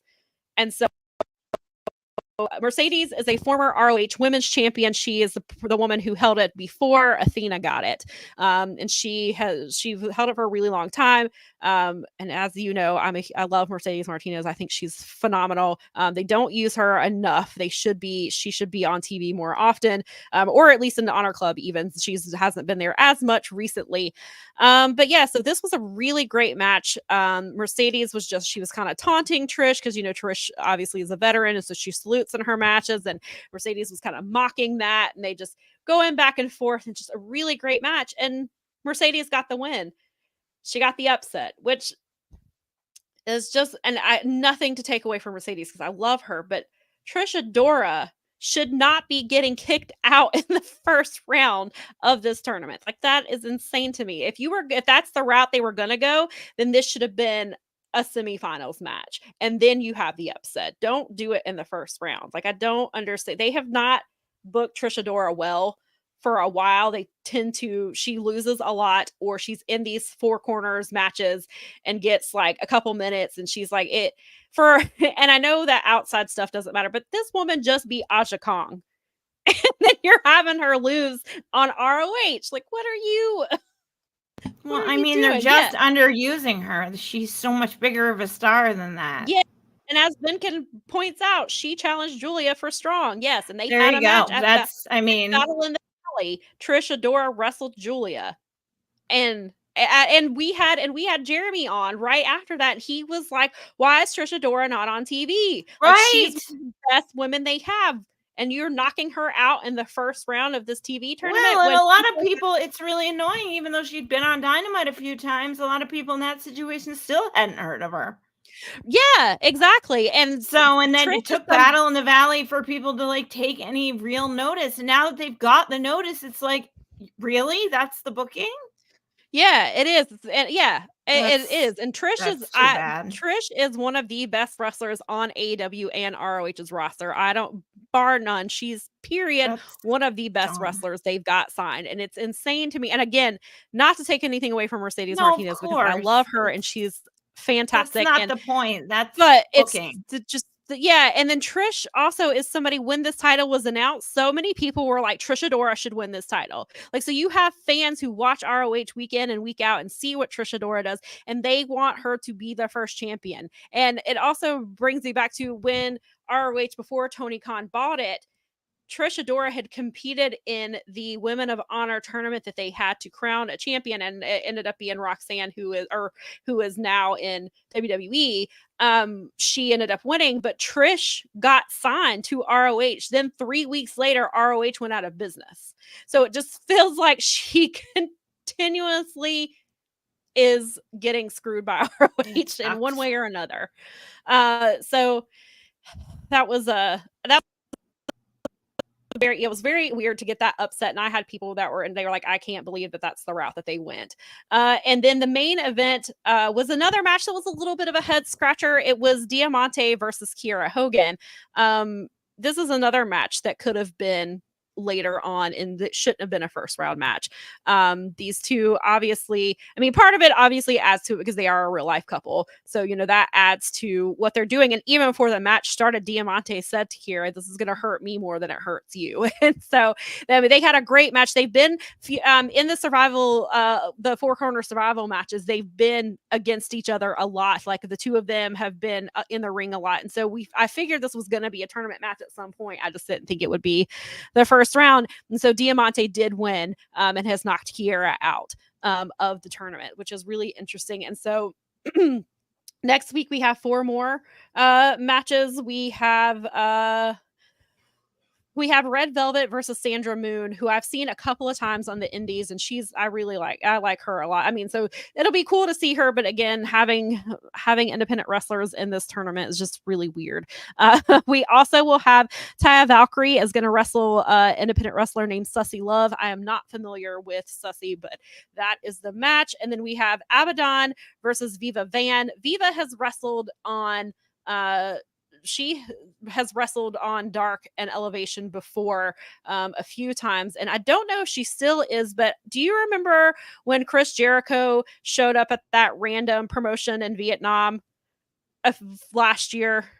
And it was just like, yes, she is there. She is, I believe Viva is their champion. Cool. Yeah, so that should be a cool one. And then Billy Starks will take on Robin Renegade. Which, you know, that seems to be pretty obvious who's going to win that one. But I mean, the tournament said they're gonna have good matches. It's kind of a bit of a head scratcher, especially for a tournament that they waited this long to announce. And then this is, you know, it. And yes, and you know, Venkin just said wasn't the majority for Billy. Both. It was originally when the title was first announced, I kept seeing Trish Adora. Like all the tweets I saw were for Trish. I did see some for Billy, and then Billy was like, "Oh well." Once we realized that Billy was not going to win the title from Athena, and we kind of realized, okay, this is what they're going to do. Athena's going to have and it probably is going to be Athena has the title, and then Billy has the other title. That's probably the story they're telling here, which is fine. I don't have an issue with it. It's just it's really interesting how they're handling, especially sometimes it feels like ROH, we've talked about ROH kind of gets half-assed with certain things because they had a bunch of tournaments to determine who would wrestle Samoa Joe at different points. They did back-to-back tournaments to determine who would face. So this kind of what they do. They just kind of sling them together. And so Hassan says Aminata, Billy, and Red Velvet will be the women I think that could win. Yeah, I think any of those 3 could, and they've really been pushing Red Velvet. So if there were to be an upset, I could potentially see it being Red Velvet. And they've got some good women in this tournament. And so that and the matches themselves is just the booking that's a little weird, but I'm just glad. And I'm assuming that this tournament started when it did because I assume they will probably crown the winner at Supercard of Honor, which I believe is April 5th. I think they actually have not announced they haven't announced Supercard of Honor yet. But awesome. the rumor is that it's April the 5th. So I'm guessing that's where this is going to happen. But one other great thing that we did get out of Thursday's show is Nyla is wrestling Athena this Thursday for the title in a double. Wait, why did I just blank on what it's called? It's a tables match, but why am I blanking now all of a sudden on what this is? And I was surprised Billy Starks has not been banned from ringside. And I was like, are you sure you don't want to ban her from ringside? Because you know there's going to be some involvement there. Yes, thank you, Venkin. I completely like this. A 2 out of 3 falls tables match. Okay. So that's going to be fun. I'm really looking forward to that. So that'll be in addition to the 4 tournament matches that we're getting. So we're going to get 5 women's matches next week. It can be done. It can be done. Yeah, well, hopefully they won't be short matches, but we'll see. But yes, I'm glad the tournament's underway. I'm so excited for Queen Aminata. I am so glad that she got that. I have not had a chance to watch the interview that she did with Renee yet. That's on YouTube. I did see it's like 11 and a half minutes, so it's not super long. I just haven't had a chance to watch it, so I'm looking forward to that. But yeah, so I think we covered all of our stories. There's so much. Wonderful. Well, then I guess we can let these fine people that have stuck out this long with us. Oh, there we go. Oh, sorry. You go. That was a quick Venkin thing there. So yeah, Venkin says that. So basically, whoever dumps the other one through 2 tables wins, and I think we know who that's going to be. Yeah, well, I think we can guess. And speaking of, Athena showed up at Revolver last night because Vert Vixen beat Athena's husband, who was Matthew Palmer. She beat him twice in 10 minutes. And Athena did not like that. Oh, she beat him. And then I guess he was trying to say it didn't count. So then she just beat him again in like 2 minutes. And Athena comes storming out and screaming, "How dare you put your hands on my man," or something like that. And then she took a pedigree for her troubles. So they could be setting up. I think this is going to be a Revolver thing, not something that, I mean, maybe it potentially spills. Vert Vixen has appeared, on, I think she's been in Ring of Honor, but she's definitely been on AEW television. So that could be something that spills over eventually. But I think right now this is the Revolver storyline, which is cool to see Athena doing some indie stuff. So I'm looking forward to whatever comes out of that. I'm wondering if they're going to have a match over Mania weekend. I bet that's where this is leading to.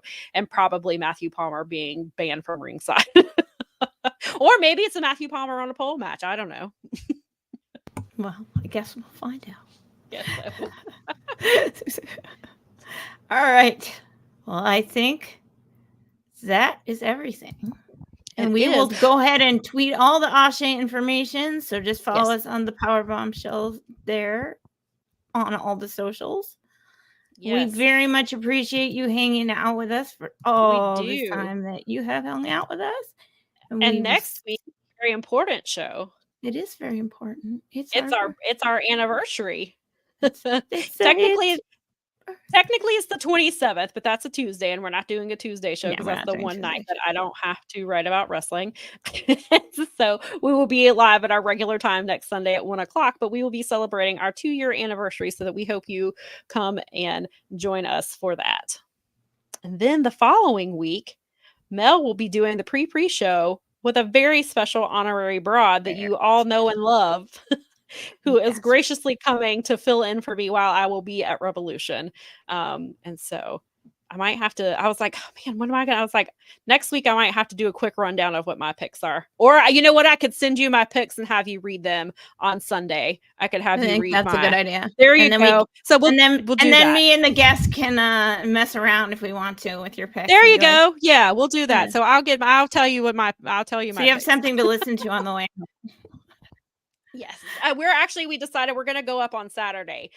We actually were surprisingly able to find a hotel 1.5 miles from the venue. We still found one. There were only a few rooms left when we got it, but we got it like 2 weeks ago. We were just like, you know what? I don't want to drive up day of and have to deal with all that. It's like, let's just drive up the day before. We're trying to figure out, there's an independent wrestling show going on that night. And also Nigel McGuinness, you know how we talked a few months ago, before All In, he did a magic show at a venue. He's doing one the night before Revolution. And apparently, like, they just announced it because our friend sent it and I liked it. So the Nigel McGuinness's magic show Twitter account followed me. And so the VIP already sold out, and it was like $35. And then so there's general admission for $20. And we were joking about how I was like, damn, it sold out already. And my sister was like, well, probably all the out of towner. And I was like, no clam diggers allowed, probably. So no clam diggers bought tickets to that show. So we're considering maybe potentially, just depending on what's happening on Saturday, we may go see Nigel McGuinness do a magic show if tickets are available and we feel like going. So that might be something we do. So I will definitely report back about that if we definitely. All right, everybody, have a great week.